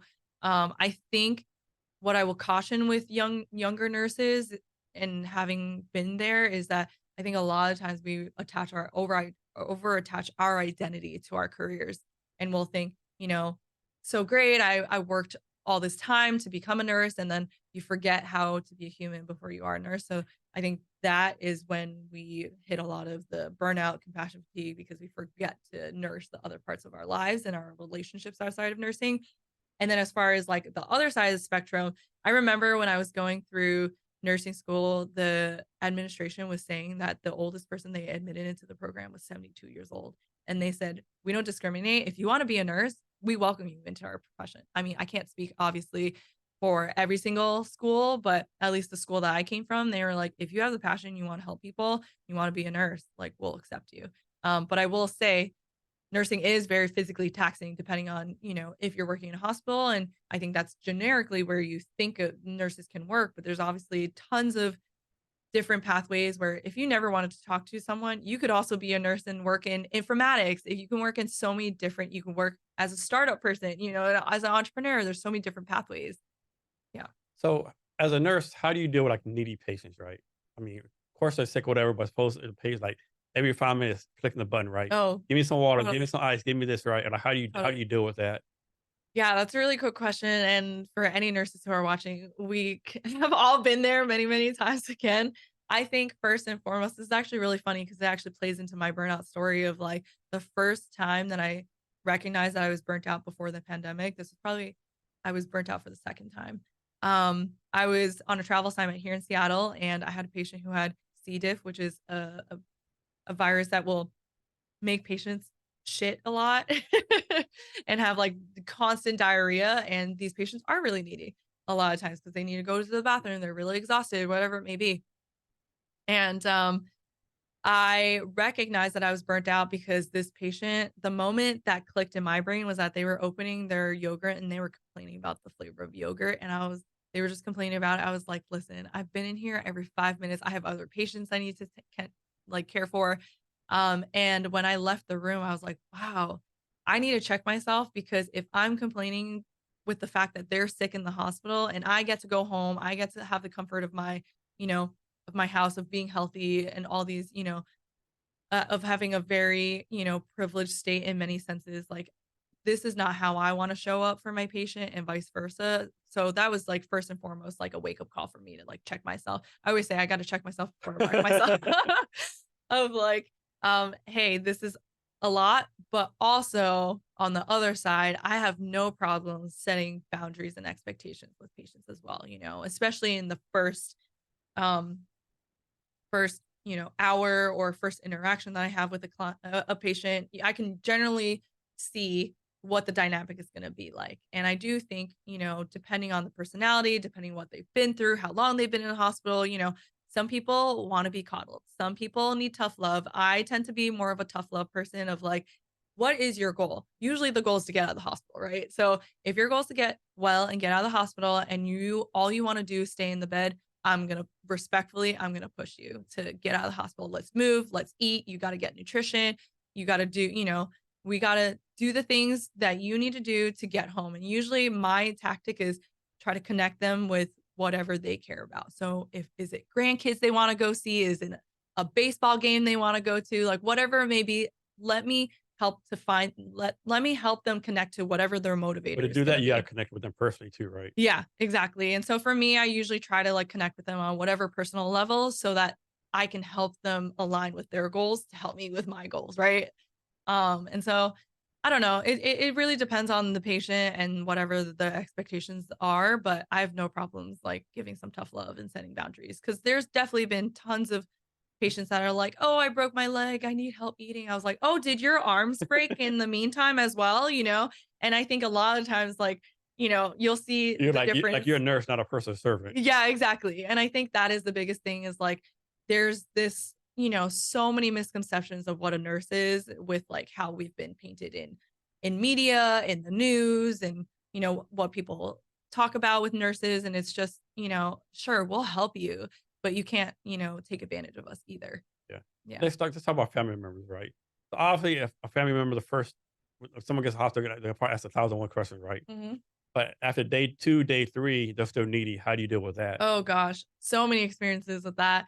I definitely think, you know, setting expectations again. I've had to get management involved before. I've had to get administration involved because there are inappropriate requests a lot of the times, or inappropriate, like they're trying to log in or like do something with their family member or their friend that's like inappropriate. We've had really difficult family member obligation or dynamics where maybe there's a girlfriend that like another family member doesn't know about or whatever it may be. And there's just a lot that we deal with I think the general public does not understand with, and especially with withholding information and like, who is the direct person who is involved in the care, who's in the advanced directives, legally, who can we give So let me information stop you. to? Sure. Has it ever happened, like, like someone comes and says, "Hey, I'm John Smith's, wife," and you're Yeah. like, um, I just someone named Mary Jane just said his wife. totally. Yeah. Oh, tons of experiences like that. It's so awkward. And I think, it all goes back to, if the patient is, totally lucid, we're going to have to confront them and be like, hey, listen, this person's claiming this thing. This person's claiming this thing. You need to just tell us what is the relationship and who can we, tell information to and whatnot. And then everything else we need to like handle it as accordingly. And we've definitely upset people many times and time and again, but we have to have things in writing. We have to do things like legally as well. And so it puts us in a very awkward situation. That's why a lot of times we do need support, because there will be family members and friends who get angry at us, aggressive with us. We never know, I mean, this can go into like workplace violence as well. We never know if people have weapons on them as well. And we have to protect ourselves as well as our patients and the rest of the people who are in the hospital. So it definitely puts us in a lot of, awkward and also potentially dangerous situations. Talk about the importance of people having, I think it's called medical power of attorneys. Yep. Can you talk about that? Yeah, the DPOA. So a lot of times when people go into the hospital, and also anyone who's watching this, you should have an appointed person who can make decisions for you if you are not in the right state of mind to make that decision. I don't think you should wait until something happens. I'm always more proactive. Um, During the pandemic, I had a conversation with my entire family who are all very healthy. We need to decide who is going to be our appointed direct contact if anything happens, because I think when things happen, you're heightened with emotion. And when you're in emotion, you are not thinking clearly, right? And especially if you have a big family, if you have a lot of siblings, you want to just remove all of that chaos from a chaotic situation when you're in it. And so I think, and we see this in the hospital all the time with like, oh, the ex-wife is gonna be the ex-wife is gonna be the decision maker, but then the wife is upset, but because yeah. So have things in writing, and then that'll completely, take the chaos out of it, because then we know exactly what the patient wants. But, you know, 9 times out of 10, that's not what we what we see in the hospital. And that's actually, we do an intake form whenever patients come into the hospital. And that's one of the first things that we ask is like, if you can't make decisions, who's the person that we're going to make decisions to? Do you want your doctor to be aware of things? And also, who do you want information, to be told to? Is there like an alcoholic addiction or drug addiction problem in nursing? Like from the us? Yeah. Yes. Okay. I personally think so. I'll probably get a lot of backlash for anyone who's watching this who might feel some type of way. I think in general, like outside of our profession, I think alcohol is overused and abused and then normalized.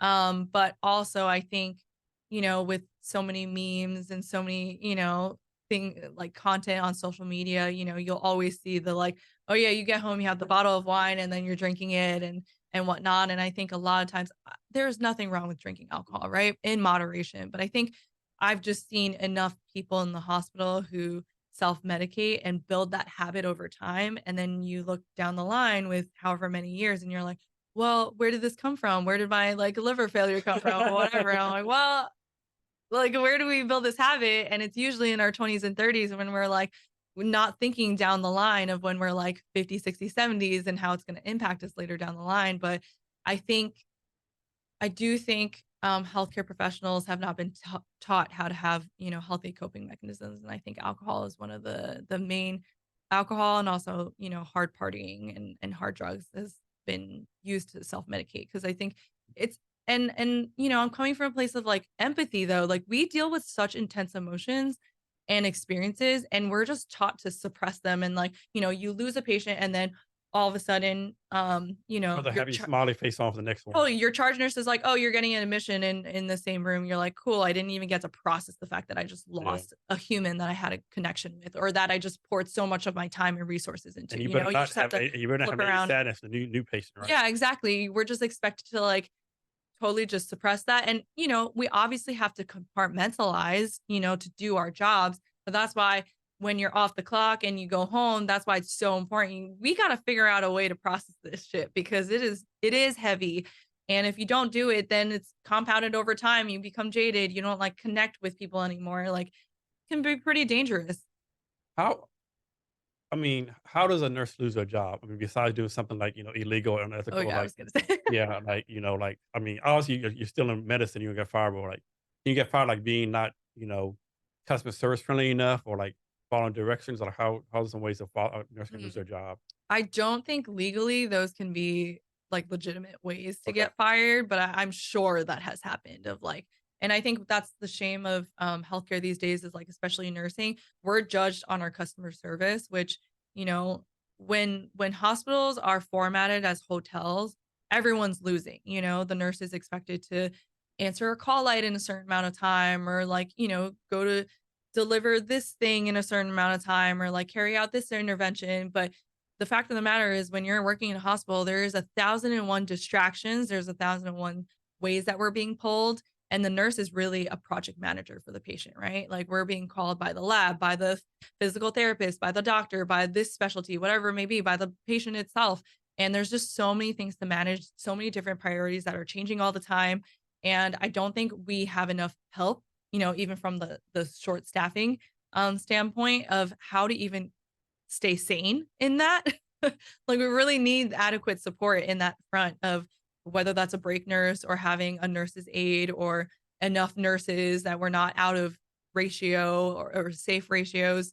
And so I think a lot of times nurses might not be giving, the creme de la creme type of hospital experience that people expect. But listen, if you don't set us up for success, like it's the patient is the one who's going to be suffering, right? And I think a lot of times, like I would argue, like the majority of people who go to hospitals don't have a good experience, and that is a shame. Like I mean, but you are sick, right? totally, I was gonna say, I mean, how good of an experience can Yeah. you be getting Yeah. if you're Yeah. sick? You're not going on vacation, right? You're Right. doing something's wrong. Right, exactly. But I do think, there is a lot of room for growth, obviously, and for a better like hospital experience, but it isn't going to be a hospital or a hotel experience. I think that is where I think we have a lot of room to grow is like um there's even from the what's it called, the insurance standpoint, insurance reimbursements only happen when there's like certain scores. They call them HCAP scores. So it has to hit a certain level.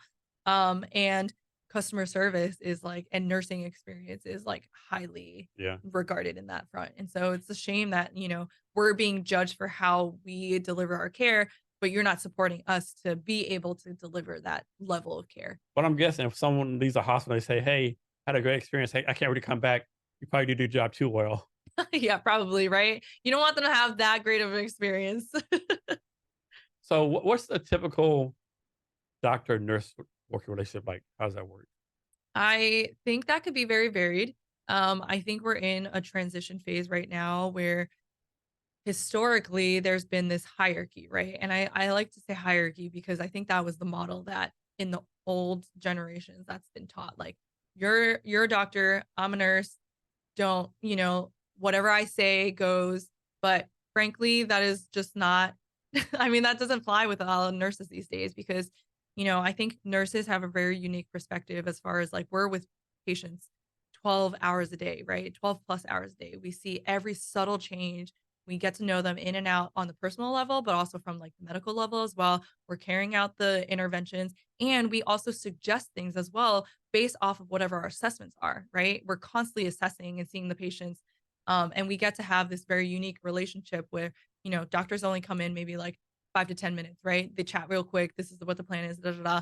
But what if something changes that we found out and now we can recommend a new recommendation based off of like whatever physiological changes there are, or maybe psychological changes of like whatever the patient wants, or maybe their goals are changing.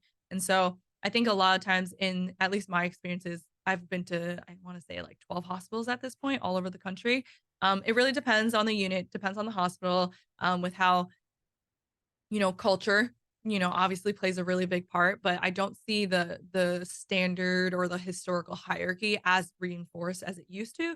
But I also have, met a lot of disrespectful people who don't want to hear from me, even though I think my opinion is should be as highly regarded as any other doctor because I'm spending all this time with the patient. So I have a lot of unique insights that could be helpful. And our goal is all the same, right? We're trying to help people. We're trying to get people out of the hospital. We're trying to give them a better outcome. And I do think nurses have a very unique perspective that should be respected. So, two-part question. Part one is like in the best of all worlds, how many patients should a nurse be handling? Mhm. And what's the real answer? How many patients nurses really handle? Yeah. So I think it definitely depends on the specialty. So depending on if you're in the emergency room, if you're in the intensive care unit, if you're on a medical surgical regular unit, that really differs. I mean, here on the West Coast, we're pretty good with, trying to standardize what our staffing ratios are. I'll just speak on ICU since that's my bread and butter. So what would be safe is usually anywhere from 1 to 2 for a nurse, depending on how sick they are, what the acuity is.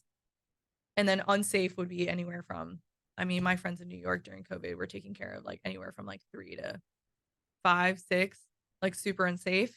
And then from the medical surgical, which is the general floor, I've had friends in New York take care of like 11 patients where you should really only be taking care of 6. So maybe 5 or 6. So it really is dependent on the hospital, the region of the state, and then also legislation. I mean, I'm really hoping one day we can get to a point where we can have like universal patient staffing ratios that's reinforced by legislation all across the board so that there's not all this, disparity amongst different states and whatnot, because you are going to start seeing like people who leave for travel healthcare. There's only a select, very small amount of hospitals that people want to work in that treat their staffing well, treat their patients well, set them up for success. There's not a lot of places out there that do that. So let's suppose your shifts over the hospital, right? Is there a process where you, like, you have to sanitize yourself or you go home, like, spray yourself down with Lysol, or, like, you just, like, get off work and go home? Yeah. People watching this will probably have a lot of different opinions on this, but as someone who I am lean more on the germaphobe side, so I am someone who's like, when I get home, I'm stripping all my clothes and I am going to be, jumping straight into the shower. I have friends who come home from their shift and they will lay down in their scrubs in their bed. And I'm like, Yeah, I I don't know. would never Yeah, I don't know about do that. I don't know about that I one. need to shower everything. Yeah, I don't know And, about so I think it just depends, right? I mean, also, like, depending on where you are working in the hospital and, like, what your exposure are. If you're just triaging and you're not, like, in the thick of, bodily fluids, yeah, sure, maybe you don't have to, completely sanitize your body. But I feel disgusting no matter where I am in the hospital. The second I step foot in the hospital, I'm going to be showering when I get home. now the scrubs, you have to, like, use the same ones over and over again, or you can go home, throw them away, and get a new pair? Yeah. So depending on where you're working, so anything that has to do with the operating room or any like recovery, they get hospital given scrubs. Where, maybe there's a machine and they get scrubs or they get scrubs provided. For everywhere else, generally, we have to provide our own scrubs. And so we walk in and I have, I just throw everything in the hamper, and Okay. I used to separate scrubs with not, but nowadays I'm just like everything's together. Alright. So I have a friend, she becoming a nurse practitioner this summer, Rosa Compton, Mhm. and so she has some questions for me to ask you, right? Okay. So first one is, why did you choose nursing?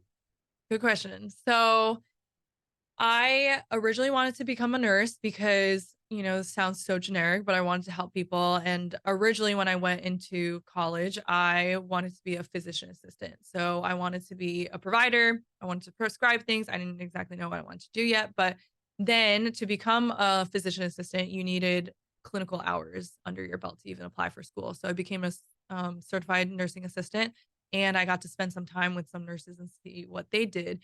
And I realized that I really love building relationships. I really love talking to people and having that rapport. And I didn't just want to be like in and out of a room for 5 to 10 minutes. So I switched into nursing because I felt like that fit my personality a lot more.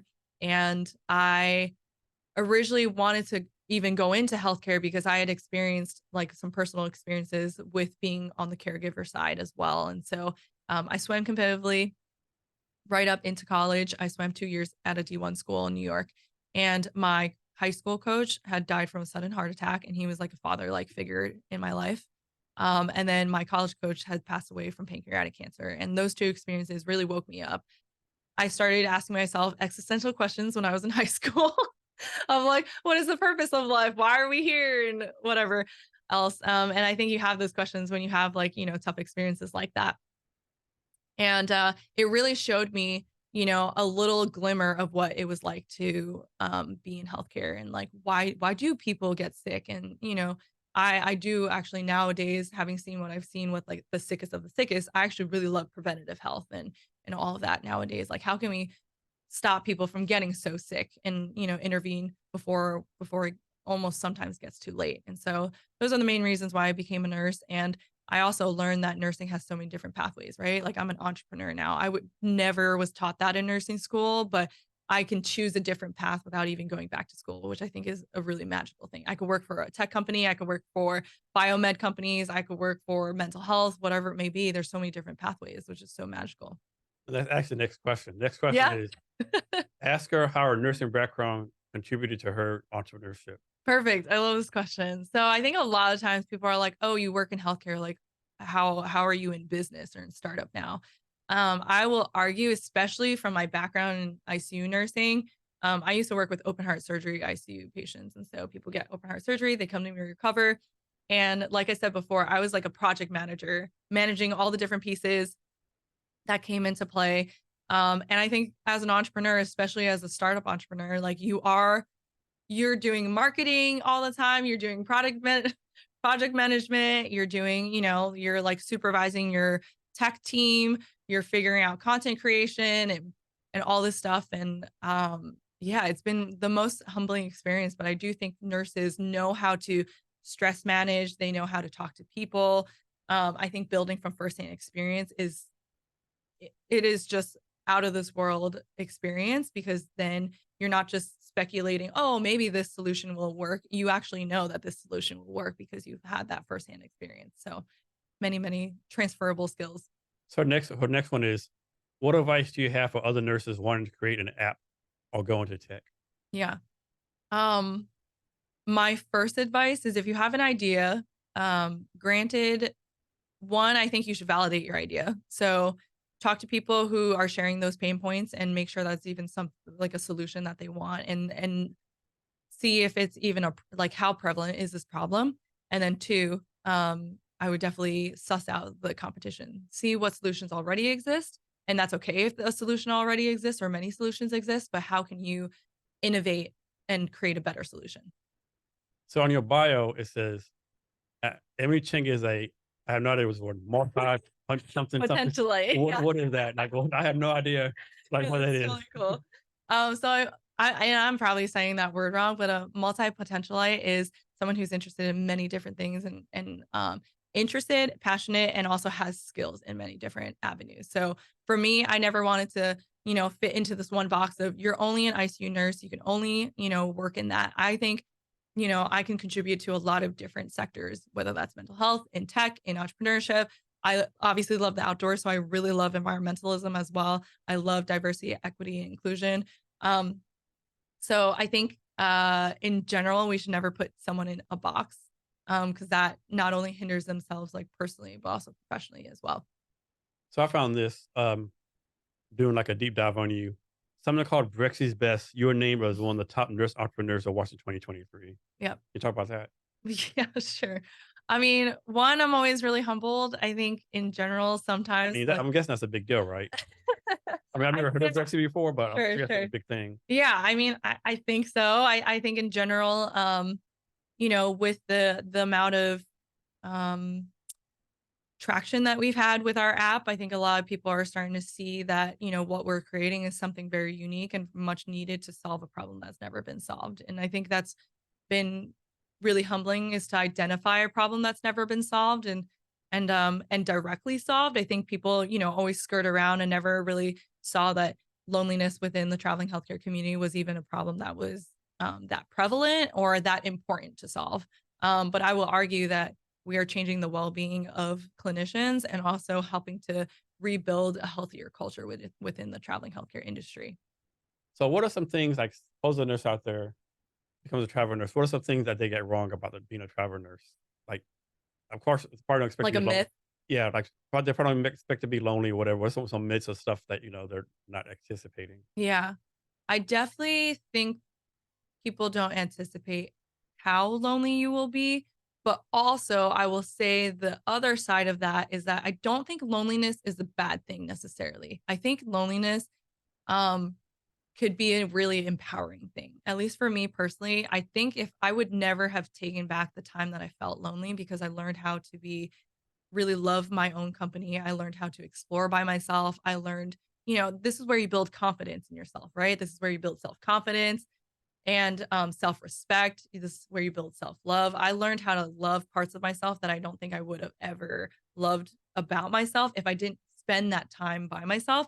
And I think I actually learned this recently from one of my favorite books by Jay Shetty. It was in the romantic sense, but loneliness is something that I think society, we're like, oh my God, you don't want to be alone. It's like one of the worst things you could ever do or like experience. But solitude and being alone and loneliness is like the same thing. So being alone branches off into loneliness and solitude. Solitude is when you're being empowered in being alone, whereas loneliness is like this dread and this you know this this power that's like, oh, I can only really be empowered or be fulfilled or have meaning when I'm doing things with other people. But I think if you can love your own company, how much more joy is that amplified when you bring people who like share common interests with you, or resonate with you, or you get along with. And so you're also a board certified holistic nurse coach? No, I'm not. Not? Okay. I read it wrong. No worries. All right. Um, so next.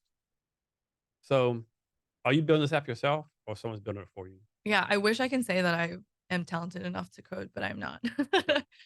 We have outsourced offshore for all our development. We've had 2 teams so far, and they've been in India. And yeah, they've been great, but I'm hoping in the next year or so we can start bringing more in-house talent. Can you talk about your process about finding these outsourced team, Oh God, it's it's like the very hard. challenges and the suck of it, so to speak? Yeah, I mean, it has been very challenging. I think that's the biggest thing in tech, especially when like obviously tech is the one of the most like monetized industries around the world and things like that. And it can be very, very difficult to find good quality talent at, affordable prices. And we have learned from many experiences that um, some of these websites, some of the reviews and things like that are either paid or they're not real or whatever it may be. And we used to use Upwork a lot of the times, and we have come across some not so great talent. And I will never take recommendations now if it's not from someone I personally know, because I've had poor experiences before. So how do y'all manage these teams in India? Yeah. Well, definitely time zones really suck. So I'm either up really early or late at night communicating with them. Luckily, I work with project manager and the CTO of this company. And so just communicating with them about, this is something that we're trying to build in. This is the glitch we're trying to fix, or this is, new policies that are being rolled out, and like, how are we going to manage those things? And so, yeah, we use Skype in particular. And why did you pick this particular team? That just impressed you, or they had like the quality of work or something? Like what made you go with them? Yeah, I would say quality of work and affordability is probably the 2 top things, and then it was recommended by someone I did an accelerated with. Okay. Mhm. And so what does your app actually do?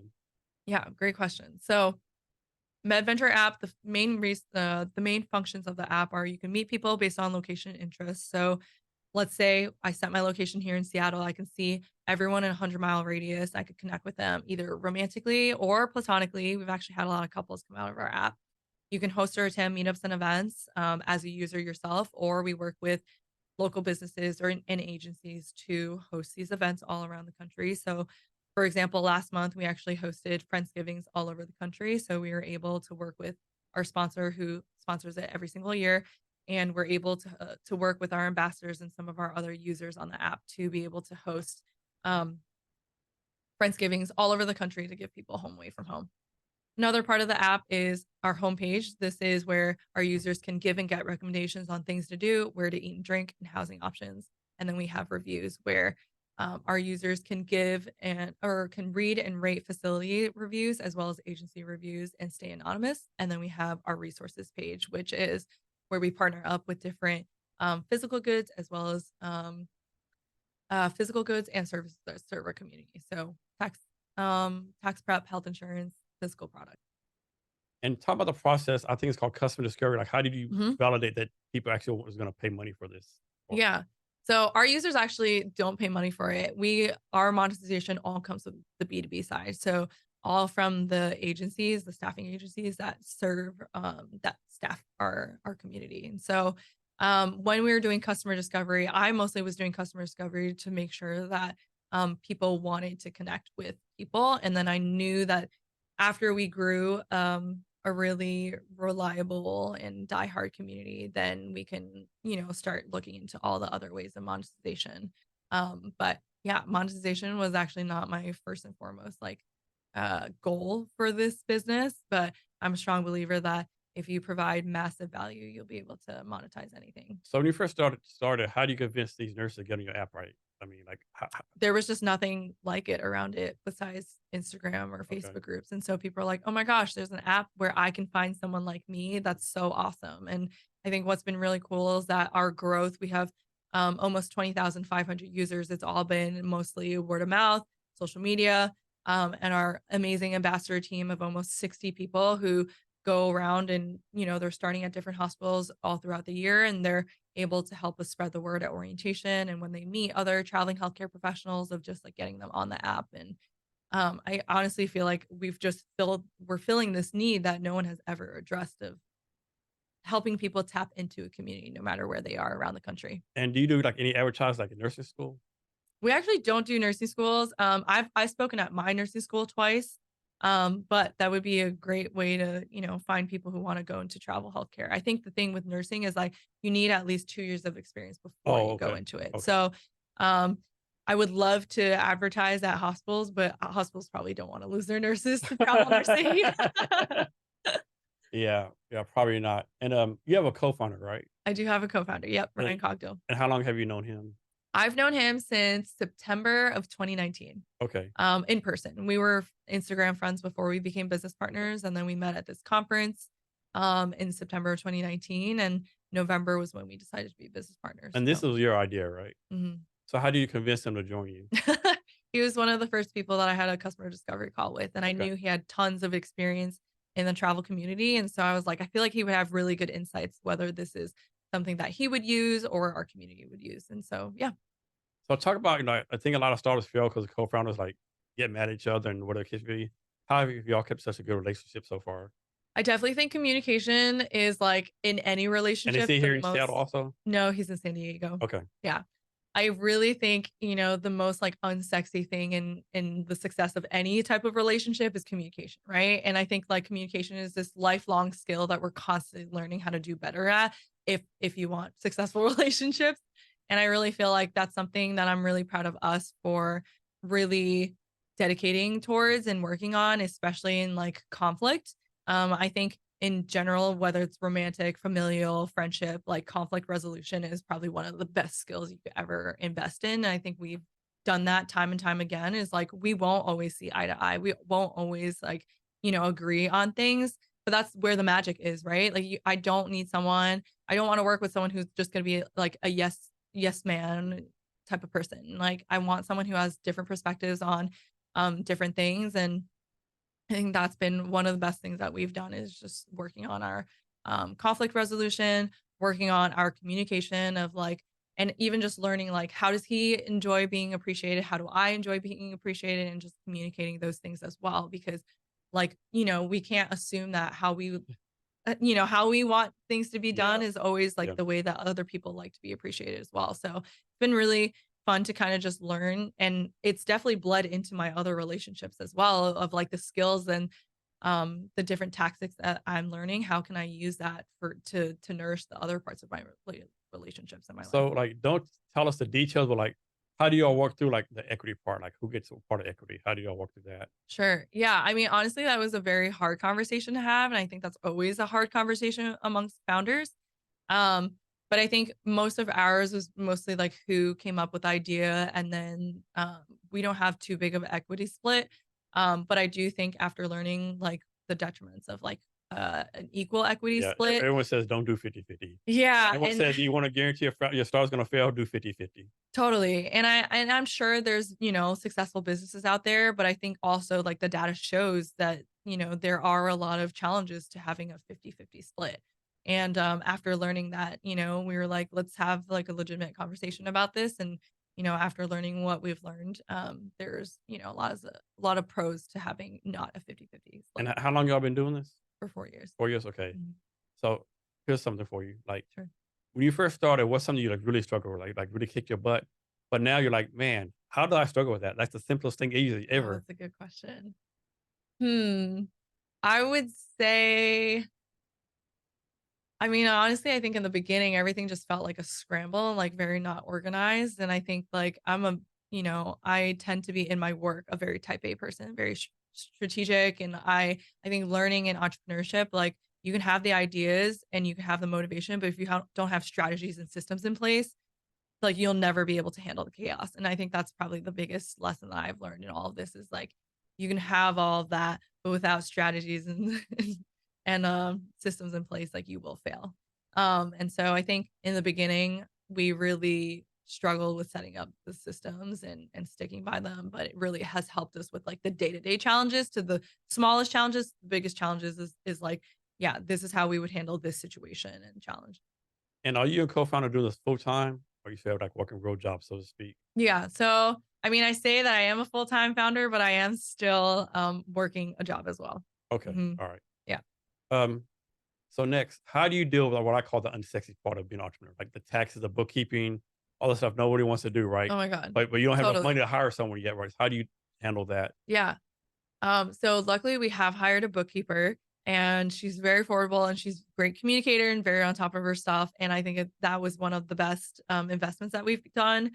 All the other stuff, I mean, I think what I just keep thinking is that the things I don't want to do help me to do the things that I do want to do. And I think that's probably one of the best like mindset philosophies I've ever adapted. And I adapted that mindset even before I became an entrepreneur. And it just has been reinforced now being a startup entrepreneur because there are, I think the misconception about doing startup and doing entrepreneurship, like everyone these days wants to have their own company, but they don't understand like all the blood, sweat, and tears that goes into it and all the very, very, very unsexy parts that go back into it. But at the end of the day, is this helping me to achieve my goal and to live out the purpose and the service that I want to give and the impact that I want to give into the world and leave on this planet before I leave? And it does, doing all those like minute, boring things. And what gives me hope is that one day I'll be able to delegate that stuff to someone else. And so your app is on Android and iOS. Correct. So did you release on both at the same time, or you chose one first? Yeah, so that's a good question because I think a lot of times people were like, "Oh, you should experiment with iOS before you do Android." And I was very opposed to that because I didn't want to ostracize anyone in our community. So we did release both at the same time. However, on our second 2.0 version, we did actually change the language so that we can just write one code that works for both iOS and Android. And that was probably the best suggestion that I got from someone who consults for us. Yeah. Mhm. Remember that app? It was real popular in COVID called Clubhouse. Yeah. Oh, yeah. I remember, It was only they're for iOS. yeah, on Yeah. iOS, and Yeah. I think they fucked up when they did that, right? I mean, I can understand why, but man, like, and then people copied them, and by the time they were like a Yeah. done deal, right? I'm Totally. sure Clubhouse is still out there, but like, I don't know if they want to use it anymore. For sure.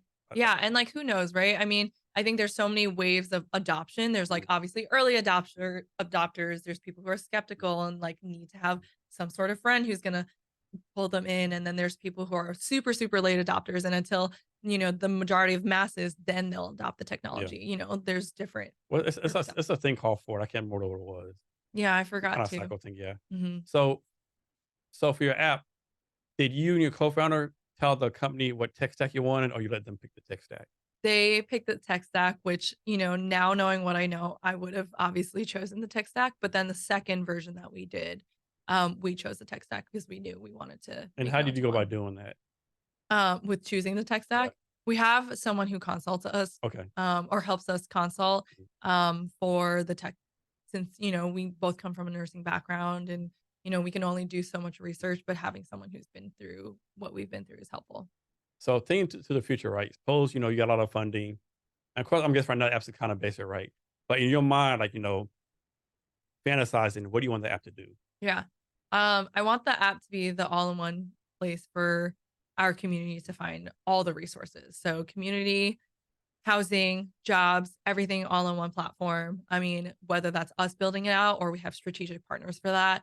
That is what I really want. I want us to be an empowering platform where we can dispel a lot of the misinformation about our industry because especially with social media and things like that, there's a lot of misconceptions about, why do different agencies pay different, pay rates or whatnot, or why do some hospitals pay different pay rates, or this is what the market looks like, or whatever it may be. I think there's just a lot of misinformation. I think coming from and being able to lead in even just like content creation with, I always view content in three different categories: educational, inspiring, or entertaining. It's going to be one of those three things whenever we create content. And I really want to be a leader in that within our company, just because it's coming from a firsthand experience rather than a third party. And you have a small team, so you might not be able to do this yet, but like, are you able to track like how long you used to stay in your on your app, like what the churn is, all that kind of stuff? Yeah, we definitely do study, the different like how many minutes people stay on and then obviously like the monthly active users, weekly active users, all that. I would say like so our monthly active users right now are about 20%. I don't know what industry standard is, but I obviously am constantly trying to figure out like how do we get users to come back? I don't need users to come back for a long amount of time. I'm not trying to build, an addictive social media platform, right? Um, that's just not part of our business model or our goal. But how do I create so much value that they want to come back and there's, resources that they can use? Or maybe it's going to be like group messages that they're going to come back and use the technology for, or we collaborate to, have agencies provide some sort of, value on our app as well. There's a lot of different, avenues that I'm thinking about right And now. what tool do you use to track all this? We just use Google Analytics Okay, right now. Yeah. and so like here's a question for you, right? So Google Analytics, they came out with the new version, right? How were you able to learn the new version? Because it seemed like the new version are kicking a lot of people's ass, right? hmm in what aspect? And it's just like this, like it's like old Google Analytics was kind of easy to use, kind of simple. It's like the Mhm. new ones are kind of hard. Like you just something y'all just taught yourself to do, or do you take a lesson or a class or something? You just like figured it out. Yeah, what's really funny is like looking back in the very, very early days, we were like drawing our wireframes like on a piece of paper, like literally printing out like this is the phone and this is this button. And we like studied tons of apps and things like that. And obviously there's technology that helps you do that and websites and stuff these days. But um, I think that's probably, one of our downsides is like we don't do UX UI. And obviously there's so much that goes into the user experience and obviously user experience is gonna So important. so important. Yeah, so And important. so I think, as we continue to build like new features and things like that, we obviously have to be like 10, 20 steps ahead to figure out like how everything's gonna come into play. And I think that's one thing also like our users never realize is like how much goes into the tech of like I can never look at technology now the same way because I'm like examining over analyzing Mhm. like every single button, every Yeah, single workflow. exactly. Yeah, And like just the fact that everything is so much more complex that yeah. than the end user. Yeah, like you see like a web page, right? People don't realize it's probably like 10,000 lines of code for one web page, Totally. or yeah, it's a challenge, right? Yeah. So for the app, what's is it? So is there like is the plan like go like international with it? We've definitely been requested a few times to go international. There's a lot of Canadian nurses that actually travel nurse here in the US. And I don't think there's as many that would go like the other way just because travel nursing in Canada is very high paying. It's usually in rural places. But you can travel nurse in Australia, New Zealand, Abu Dhabi. There's like tons of places internationally that you can. Um, But I think we would probably have to see, like, a pretty big surge of, like, need before we even, like, do that, and for me, I wanna make sure we dominate, Yeah, like, the US market yeah. before we go international, but I'm definitely not opposed to it. I Okay. think that would open up, like, huge opportunities for us. And so you have like service providers on your app, right? Service provider like, in what way? Yeah, like just people like staff agencies, stuff like that. So our app doesn't totally cater towards the staffing agencies right now. But we partner up with them for like in-person events and things like that. But we just like they're not allowed to be on our app because our app is really supposed to be a safe space for the clinician. Okay, all right. Mhm. Um, and then how are you paying for this? Like, I guess you're doing ads or something, or how's that work? Yeah, so we have bootstrapped it up to this point. We ran one Kickstarter campaign 3 years ago, just for a little tiny runway. And how we monetize is through advertisements, through sponsored meetups and events, our camp that we host, and then any affiliate marketing with any of our partners and our resources. Okay. Mhm. And so you bootstrap so far? Yeah. Talk about the challenges of being a bootstrap entrepreneur. I mean, I'm working, I've worked like 2, 3 jobs like for 4 years now, it's like pretty exhausting and, there's lots of sacrifices of like my social life, of, and like I work most weekends, like for example. So my other job that I do, I work as a mobile IV nurse. And so the good thing is that I don't have to work in the hospital. It's very flexible, but the work is very variable, right? Like I don't have a guaranteed paycheck of like, I'm going to make this amount of money every month or whatever it may be. pretty variable. And so those are sacrifices that those are choices that I'm making because I do just trust that I'm sacrificing the short term stable paycheck to hopefully like build this empire. I'm really trying to build a generationally disrupting technology with what we're doing with putting our community at the forefront of everything and solving the social community aspect of it. And that takes time, anything that's generationally disrupting takes time. Yeah. So talk some about the pros and cons of being an entrepreneur from your experience. I'll go cons first because I do think there's probably like less cons than are pros in my perspective. I think cons is definitely the very beginning of startup is just you don't get paid for the work that you're doing, right? Like I can't even count the amount of hours that I've poured into this already and haven't been paid for it. And I think that's a misconception too. Like tons of my friends that are like, "Oh my gosh, you don't have to work in the hospital anymore." I'm like, "This is a choice. I'm not getting paid for this yet. Like I'm just choosing not to have that paycheck yet." Um but and then the other side is definitely the financial stress. I think that's probably one of the biggest stressors is, you know, when we do generate revenue, but we're not net positive yet. We're still net a little bit negative. And, but that's expected with any like early stage startup company. And so I think that is always just like, we have really big payments that we have to do, like for a camp or whatever it may be. Like I do have to pour in, a couple $1,000s here and there into the business. And it sucks, I need to have some like not only my emergency fund, but also some like surplus so that I can help to buffer anything that we have to make payments for. And so I think financial stress is definitely, has impacted my mental health a lot. I've lost many nights of sleep, but I think going into the positive sides now, I have really developed like my personal development, like out of this world. Like I've grown so much as a person and it's really helped me to become more risk tolerant, which now at this point, I'm like, yeah, I have a lot of fears and doubts, but I've been able to do such hard and challenging things. Like, what next could I do? It like gives you a sense of confidence and self respect that's like unmatched. How do you deal with those days when like everything goes wrong, right? Like Oh, everything goes wrong, almost nothing goes every day. right. Yeah. How do you deal with that? It's anywhere from having a good cry session because I would be lying if I don't cry. I cry a lot. And I will say like crying is healthy. I think as humans, we need to cry more. It's just energy release. So whether that's like crying and just having like a really good moment of like, I just really need to release this energy and then pick myself up and go. Or it is like talking to someone who can give me a pep talk of like, especially when I'm having those moments of like, what am I doing this for? Is this even going to be worth it? Who am I to do this? Um, or it's just, I call it self therapizing. I do have a therapist and I've had a consistent therapist for 2 years now. Aside from, leaning on my support systems and friends, family, my therapist, of self therapizing of like when I'm having those questions of like, who am I to do this? Now my challenging thought is like, instead of saying, why me, why not me? If it's not me, like I have a lot of, unique perspectives. I have a lot of unique, passion and drive for doing this. If, clearly no one has tried to take this on themselves. So like, why not me, to do this? And so I think a lot of times it just depends on the day. I am a self-care queen.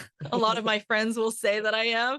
And so a lot of the times, like again, being more introverted, like I need recharge time. I need to be by myself. I need to reflect. I need to be introspective. I need to get a massage. I need to move my body. I need to get outside. I need to go on a backpacking trip or a one nighter or a hike or whatever it may be. Like, I'm constantly learning how to not reach burnout and to, build those things in so that I can continue to work sustainably. That's a So constant lesson. so speaking about burnout, we talking about nurse burnout, like, and we talk about you already talk about some for your self care, but like, how do you recognize you're approaching entrepreneur burnout? How do you stop it?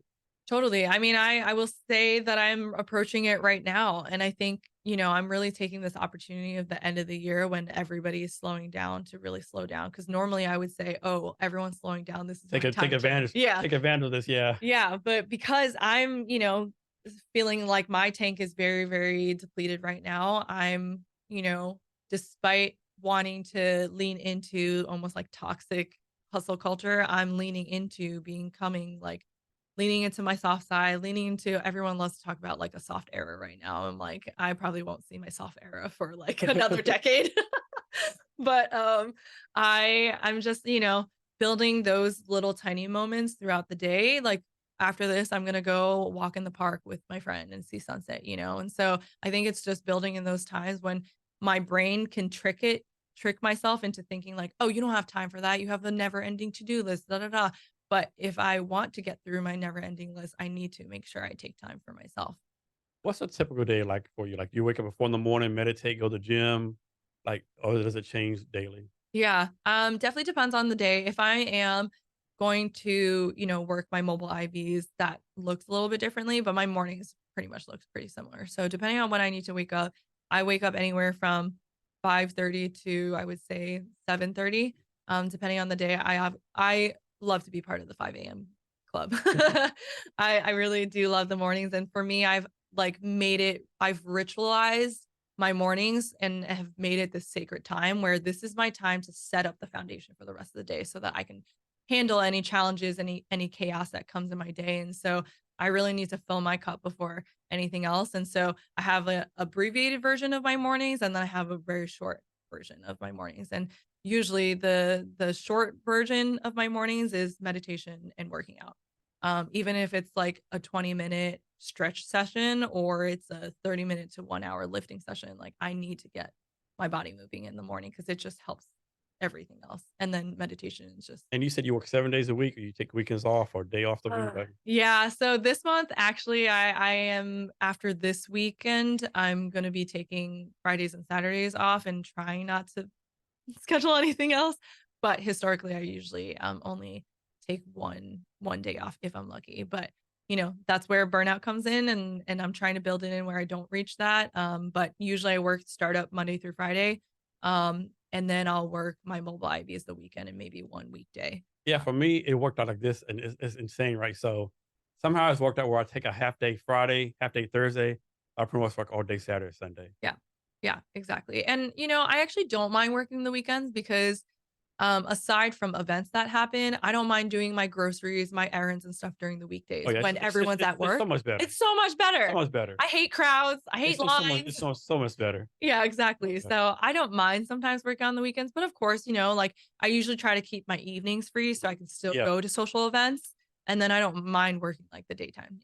So speaking of social events, talk about networking. What kind of networking do you do? Yeah, so that's actually something that I've been very heavily prioritizing this, season of life, only because, I really feel I'm a strong believer of like collaboration over competition, and I want to see like who can I help, and then who can help me, and but also from like a genuine place, right? I think a lot of times, like the problem I have with networking, it just feels like very transactional a lot of times. And I don't like that. I like building genuine relationships with people and I'm fascinated by humans. I clearly love like human psychology and like, the brain and neuroplasticity and all that stuff. And I think connecting on a personal level outside of, the work of what you're doing, that's what I really want to help out with. And I think now having been in the startup space here and being part of like two accelerators here and I'm like tapped into a lot of different networks is like who's only there to, advance their business. Yeah, And yeah. You can easily tell. And the thing that's good, you can easily tell usually. yeah, you can tell. And I will say I do think I have pretty high EQ. And I think it is like really easy to tell like who's only there to, you know, So what's some of your go-to networking events here in Seattle? Founders Live. Shout Okay. out to Founders Live. Have you, I've have, pitched. yeah, I pitched it last year. Nice. Yeah. Yeah, I pitched in October of 2020 in the height of the Oh, pandemic. I shit. pitched virtually from Oahu, Yeah. Oh, wow. Yeah. working as a travel I think I did nurse. mine August last year. Nice. Yeah, I love Nick. Yeah. Nick is wonderful, and I think what he's created has been so powerful, It was especially crazy. Yeah, internationally. he did it so fast too. Like Yeah, he went from like it used to be called Future Fridays, like yeah, at a WeWork, like 30 people now, like worldwide, different cities. That's insane what he did. yeah, exactly. It's been really cool to just watch Founders Live grow, and it's like not even tech, it's like whatever industry you want to be in, you can go pitch. And I think it is obviously really powerful too to convey your idea to other people, right? And then you get connections to mentors, investors, maybe like potential co-founders or people who want to just like help to, or maybe like users, or customers that give you good insights. So, who think of mentors, who are your mentors? Yeah.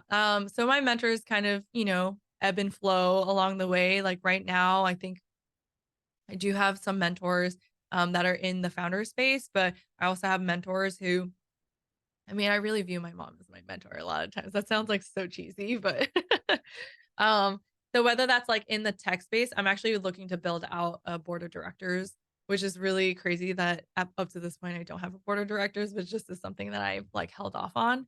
Um, but I really feel like in building in mentorship, like for me at least, it's not only the business aspect, like do they care about me as a person too, right? And so like two of my mentors right now, they're part of a traveling agency, but Lebanon, as well as Justin, they're part of Lead Health. Like they've been very helpful for me professionally and also personally, and just, really being there for me. And then, are you mentoring anyone?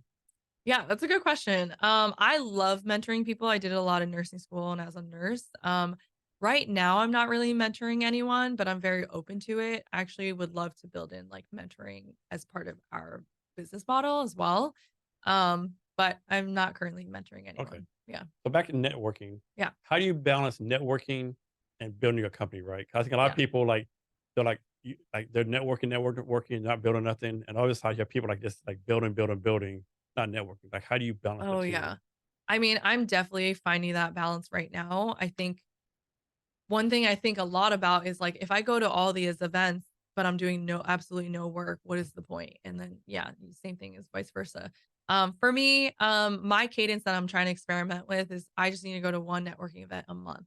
I think that's low commitment, That's very low, yeah. very doable. I mean, in October, I think I went to like 3 or 4 events and I was like, that was too much. Because even like taking care of myself, like I need to, and also like sometimes when I'm exposed to that many people, like I don't give myself the space to think about, the conversations that I had or to even build or take action on any of the suggestions. And so for me, it's like pretty important to take that time. Yeah. So you said you've been at two accelerators. Hmm. What were Yeah. those? So WTIA and then venture out. What's the second one? I haven't heard that one. Venture Out. Yeah. Yeah, so Venture Out was created by a former startup. He had like exited his startup. And it was a paid one and I think I was in their first cohort. So I was actually one of their crazy ones. I did two accelerators at the same time. So I was in WTIA and Venture Out at the same Yeah. time. You know what? You should have when I got a mental health test or something. What to do? Yeah, seriously, I was so unwell. That led into my summer where I was super unwell. So, I do like to push the boundaries, but I'm starting to learn, like my boundaries of, I can go really hard, but I need to off balance that with like taking care of myself. So, so yeah, Venture Out was really cool. It was much shorter. I want to say it was a while back, but I want to say it was Is that here in Seattle probably, also? yeah, so it was based here in Seattle. I mean, it was still virtual. Who runs that? Um, I've never heard of them. I wanna say I'm forgetting his name right now, and I'm feeling It's really called embarrassed Venture right now. Out. Venture Out, yeah. I'm forgetting his name right now, but, I wanna say his last name's back, Okay. I wanna say, but and I'm happy to, link it to it. Sean Okay. Sternbach, I wanna say. But yeah, we were part of their first cohort and, there was a payment to get into it, but they didn't take any equity. I wanted to make sure we were not gonna be in an accelerator that took equity. And yeah, it was like I really always describe being an accelerator as like entrepreneurship on steroids. Mhm. Like that just is what it feels like. I Yeah. was studying all the time, learning new things. My friends are always like, "How do you know so much about, like fundraising or tech or like how to format a business?" I'm like, "Well, it's all these tech accelerators and I'm not even like perfect at those things, but I know a little bit about a lot of things, but enough to take action." And I think that's the beautiful thing. And I think like even you asked me the question before, like people who want to get into entrepreneurship or tech or whatever it may be, like it feels like you have to have everything mapped out. You don't. No. You figure it out on the way. Yeah. If you keep waiting until you're ready, you're never going to be Yeah. ready. You never get I started. still don't feel ready. Like, Yeah. and I'm I've the been same 4 way. Yeah. years in this, you know? I know. You just keep learning. And I think everyone's so scared to fail or make mistakes or look stupid. Like, you will. And that's just part of the journey. Like, take your ego out of it. You're not that cool, you know? Like, we're all just figuring it out. And like, we need more people taking more action and like figuring things out, putting beautiful things into the world. It's okay if like you make a mistake or you fail, like just fail fast. So talk about how, like, through the years, you've improved your storytelling of what you're Oh doing. yeah. Well, I've been on a lot of podcasts. I've been asked on a lot of interviews, and I think one thing that I've learned a lot in entrepreneurship is like when you're pitching, it is storytelling. How can you connect whoever you're talking to your story? And I do think I'm a very passionate person in general. So people can kind of see from like the tone of my voice, and I like to use my hands and and stuff like that. And I will get loud with certain things. I think people have realized, you know, when you connect it to a personal thing, people then can tell that you're passionate about something. But I think along the way, even like preparing for Founders Live, you know, Melissa, I don't know if Melissa helped you with Yeah. like storytelling, Yeah. but I think that was super helpful. And I also had hired another pitching coach as well that helped me with like my spine alignment and like physiological things I didn't even realize that was helpful. Um, but I really do just feel like in general, like public speaking, right? Like what a great skill to have. And even being super introverted, I'm never comfortable, you know, public speaking, but it is a skill that I want to work on. And I was able to speak at my convocation when I graduated nursing school. I came back as an alumni speaker. And then at this like really big conference in September for traveling healthcare professionals, I've spoken 3 times. And every time I'm still nervous, but it just is something that I want to learn how to do better. And, you know, I think if you want to create something in the world, like being able to communicate that effectively is something you need to learn. So, So this is kind of funny. So I'm an INFJ, right? Introvert. yep. But I actually like getting in front of people talking, Mm. right? Mhm. But my thing is like, I cannot rehearse in front of everyone, right? Oh, yeah. Sure. I Sure. cannot, like, if someone said, you know, "I'll give you $1 billion to rehearse for me," I'm like, no, like, I cannot do it for Do some you feel reason. self-conscious? Self-conscious, Okay. yeah. Especially if someone Sometimes I do too. especially if someone I know, like, wants Sure. to rehearse, like, there's no way. Sure. You're like, how are they going to judge Yeah. me? But And in front yeah, of a yeah. crowd, I don't know these motherfuckers, right? I'm just gonna Never going to see them again. exactly, right? And just say what I gotta say. Sure. Everyone says a good job, yeah. Sure. But public It's true. speaking is like a skill I think everyone needs to have, right? Yeah, I think so. And I think, you know, I'm sure you've heard of Toastmasters. That's Mhm. actually something I really want to get into of like, I just want to get used to talking.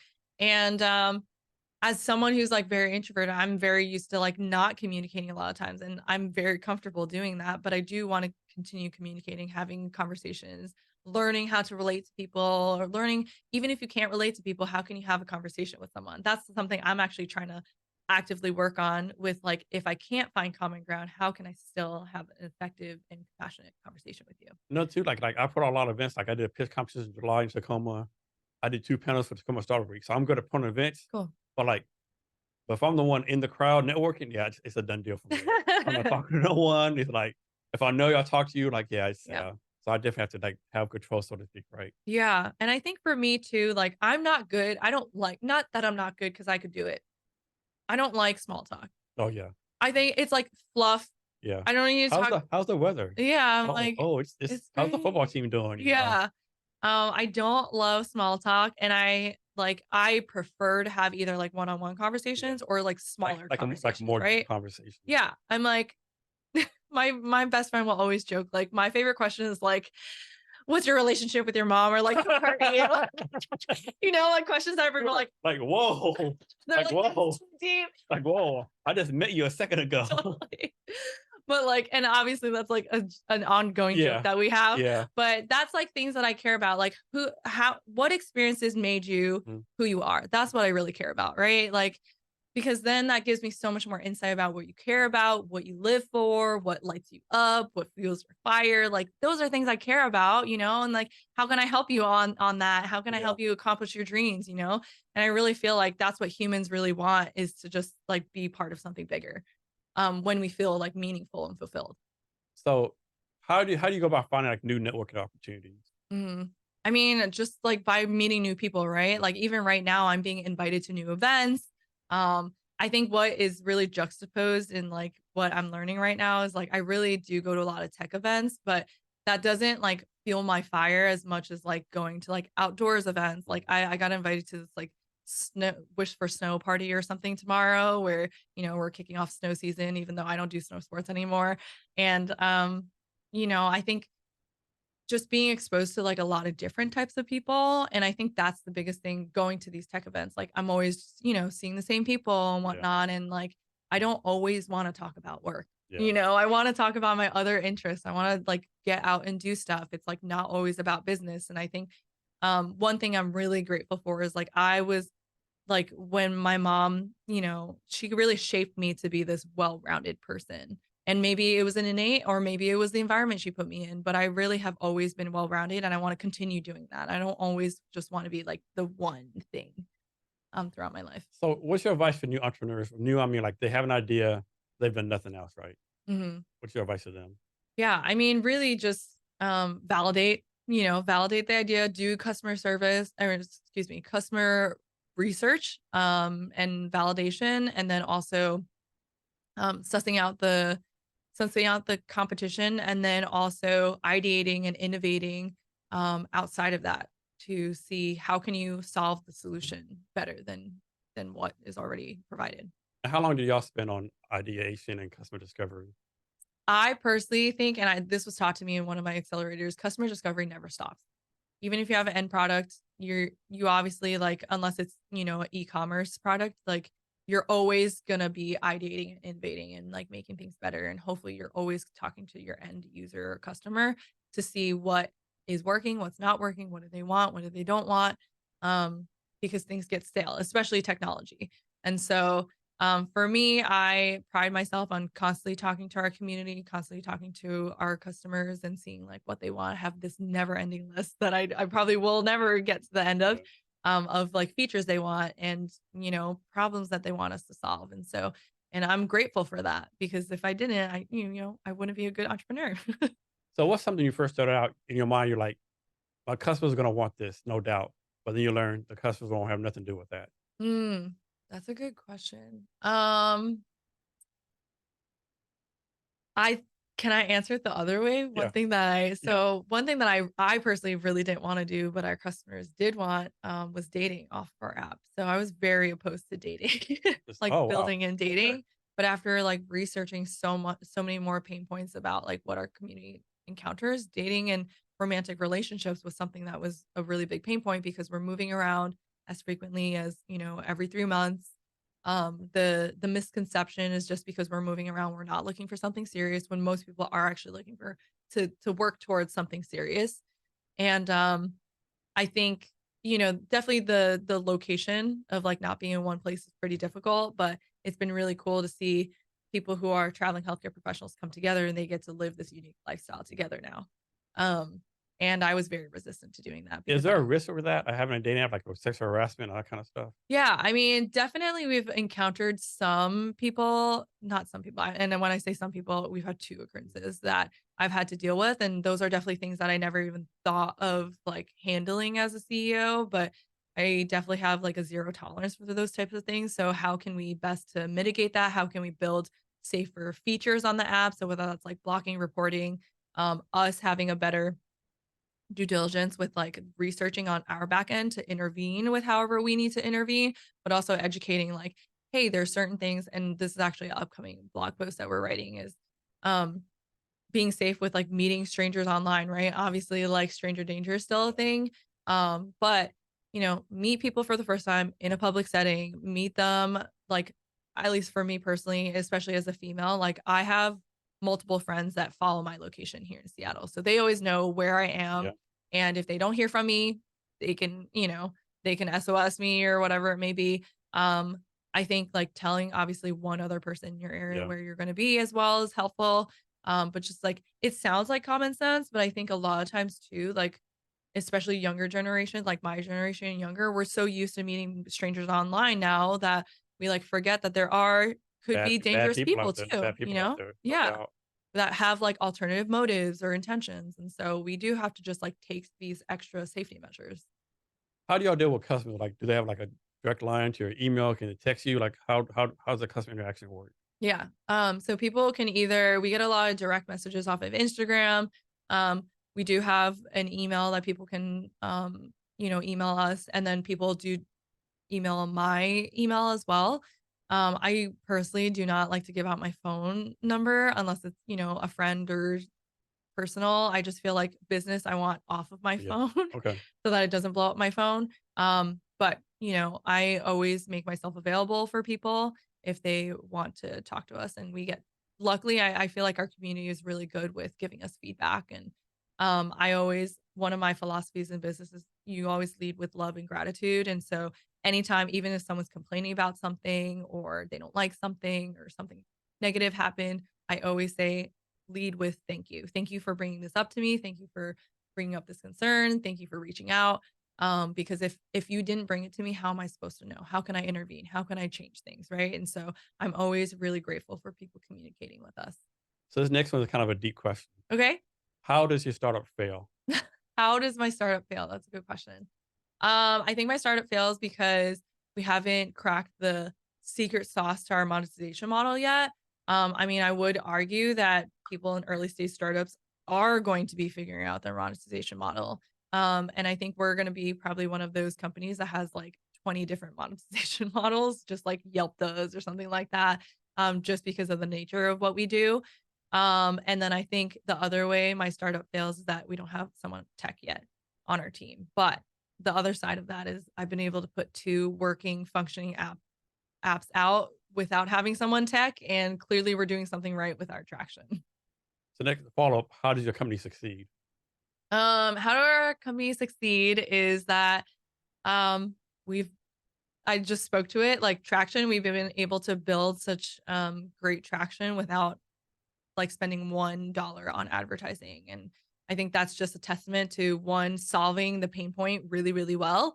And then two, communicating that in an effective manner. And for us, like we're huge with transparency, we're huge with being vulnerable. And I think and being super genuine. And I think our community knows that, and knows that we're building from that firsthand perspective and that respectful place of we're building to protect you and advocate for you and empower you. You talked about this some a little bit already, but how do you decide what to say no to? Like opportunity wise. Yeah. Yeah. Anything, networking, Oh, opportunities.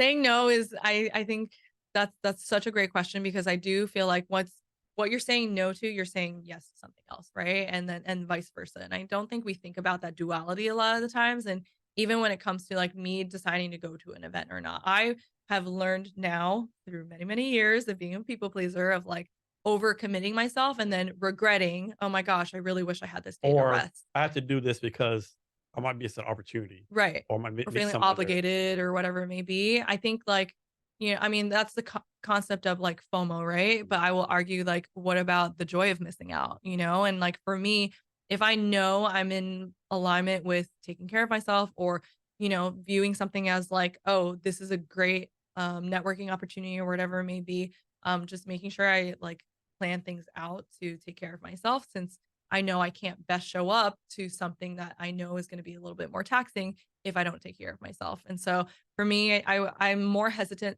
to overcommit myself to things these days than I used to be when I was younger and didn't learn that lesson. Luckily, I've learned that lesson enough now. Um, but I think it's hard, especially being an entrepreneur and being super passionate and like overzealous about life in general. It is really easy to be like, oh my gosh, that sounds so cool. I want to go to that thing, or Yeah. I want to meet that person or whatever it may be. But understanding we have limited time and energy. And I think that helps to speak to whatever your values are, is what you're saying yes to. So what's your sleep like? You sleep 8 hours a day, I 2 hours a love sleep. day? I probably sleep anywhere from 8 to sometimes even 10 hours. I slept Okay. 10 hours today because I Okay. was jet lagged. So, and I really think it's like we were talking about unsexy things. Sleep is a very unsexy thing, but it's something that I've prioritized into my life the last, I would say, 2 years, is trying to like really work on my sleep hygiene, really setting up my night routine. And I really feel like you set up for your day the day before, like what you're eating, how you're sleeping, how you're exercising, like all those things. And I feel like if I want to be a high performing, achievable person, like I need to work on these like habits that really like set the foundation for my health. I mean, I can be a super unhealthy entrepreneur, but I won't be able to be an entrepreneur for much longer, right? So I'd rather do this for decades to come and live to my hundreds. And how do your co-founder communicate? Y'all have like daily Slack meetings? It's just text all day long. How y'all communicate? Yeah, so we do anything from text messages to we used to do a lot of Zoom calls. But those are probably the two things that we do. Mhm.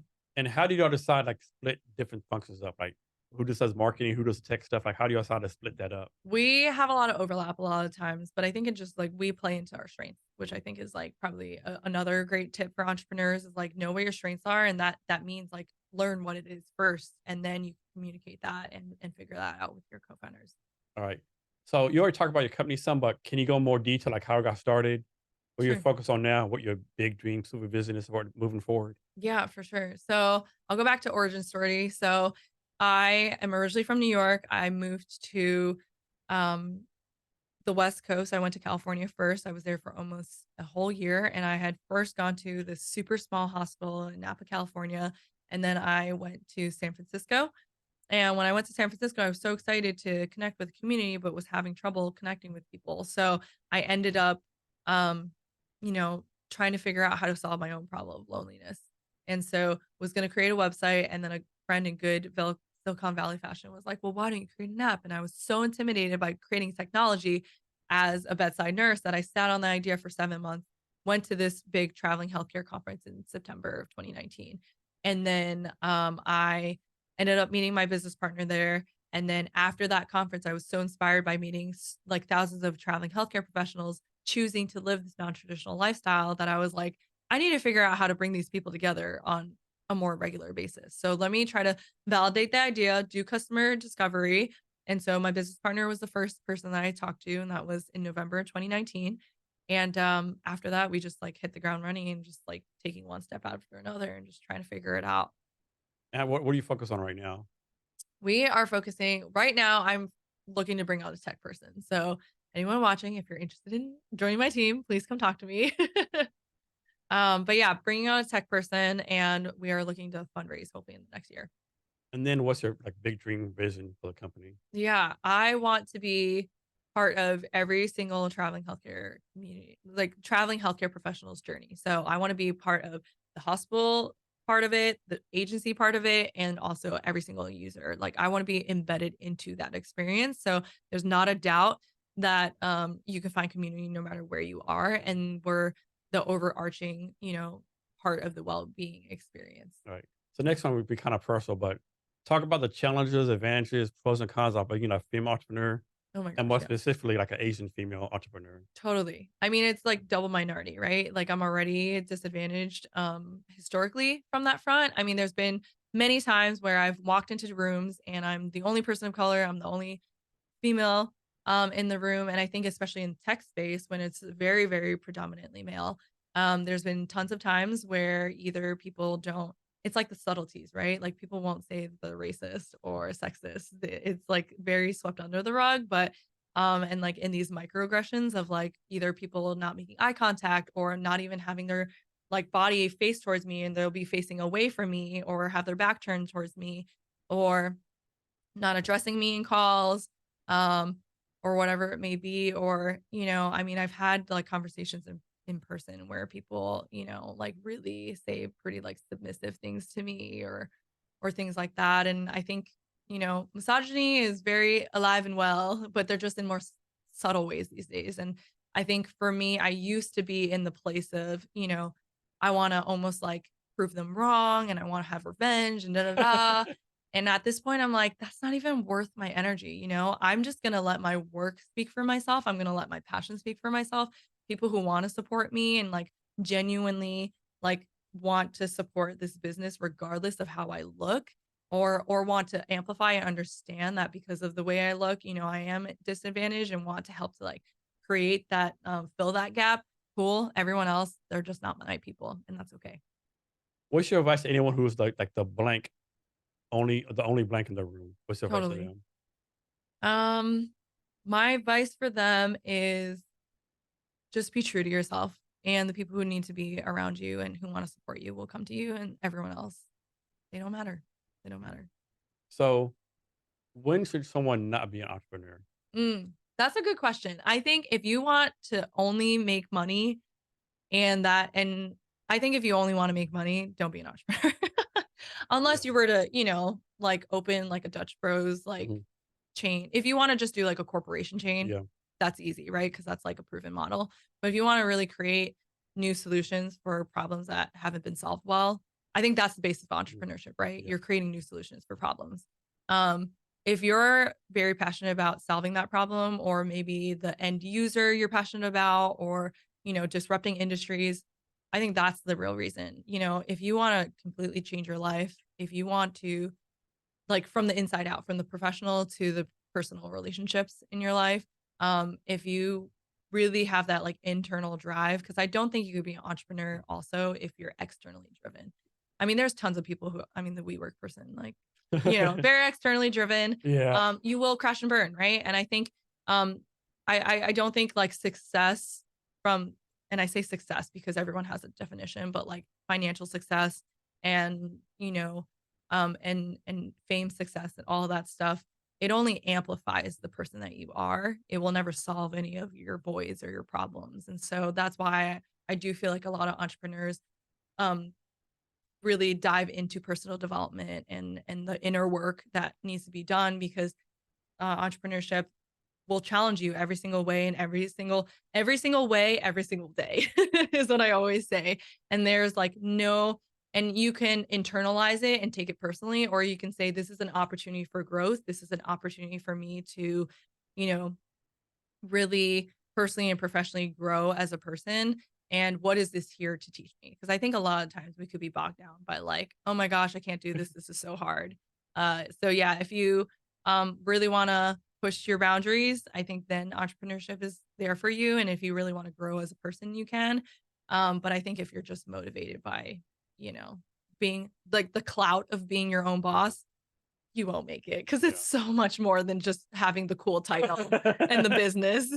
It's everything else. Yeah, it definitely sucks sometimes. Yeah. So, they always say, don't quit, keep grinding, keep going. But so like entrepreneurs have like a red line where they don't cross, like if maybe a red line is like, if I don't make profit in 5 years, I give it up. Or, my red line is I'm not going to sell my car. Or should entrepreneurs have red lines, Hmm. Do they, or or should should they? Should they? they? I personally think they shouldn't. I think that's like having a expectation and of like what the outcome is. And I just feel like entrepreneurship and startup is so unpredictable that having the like 5 years, or not selling your car or whatever it may be. Obviously everybody's situations are so different, and financial situations especially are so different, but I just feel like it's really hard to put a timeline on something. I mean, and I think like that's probably one of the biggest struggles too, is like it's not like you're saying, oh, I'm going to go back to school and at the end of this really hard thing I get my degree. It's like I'm going to do this really hard thing and I'm hoping this is the outcome, but I don't know when this will happen. And I time and time again, I mean, almost every single day, I'm bogged down by like, when is it going to happen? When is it going to, when am I going to break through the other wall? And like, is the success going to come? But I think it all just goes back to like, I think the reason why I haven't like hit certain successes is like, I'm supposed to be learning patience right now. I'm supposed to be learning like and becoming the person I need to be the whatever XYZ, or to have the XYZ, like I need to be patient with the journey. And I think that's the thing, is like if you're only attached to the outcome of it, you will never appreciate the journey. And like it's so cliche, but you have to enjoy the journey. And I really just love that I'm choosing this hard pathway, no matter how much dread I'm feeling throughout the many, many seasons of this journey. Is like I love who I'm becoming right now. And I think that is the biggest thing with like the red line of like, for me, my red line is probably not like timeline wise or like material wise. It will be when I'm not happy with who I am or who I'm like trying to become. If I'm like taking certain actions that don't align with who I want to be, or who I am proud to be, then I think it'll be time for me to quit. But until that happens, like I'm just here to enjoy the journey no matter how hard it is, because this is forming me and shaping me in ways that I can't even fathom right now. So talk about something you've learned during this process that you didn't know before? Like you learned this, like you thought like, there's no way I can learn this. Like that's above my skill level. But you're like, now it's like a piece of cake to you. That's a good question. Hmm. I think probably marketing is probably like a really big thing that I never thought that I'd be even good at, but I am like pretty good at it. And I think it's because marketing is all about relationships and like conveying your message to people. And I think because I work very heavily on my communication in general, that just translates into like my marketing piece of like, the content we put out, everything from like visuals to, um, written stuff. And I think, I never thought that I would be good at marketing. I always thought, marketing is just for people who are trying to sell things and whatnot. But it's really how can you convey why this is important to the people you're trying to sell to. So talk about your markets. I know you do a blog. You do any content like you're like. I know I saw your Instagram page. Mm. Like, are you on like LinkedIn making video, like Twitter doing stuff? Like, talk about your marketing. Yeah. So our marketing is anywhere from definitely Instagram's our main platform. We're just shy of 10,000 followers. And yeah, I had said this before, like my three pillars are entertainment, inspiration, and educational. And are you doing this all by yourself? No, luckily I have a very awesome, the way that we film content. I actually just had a content day on Wednesday is that we will always, ask traveling healthcare professionals to be in our content. So it's relatable.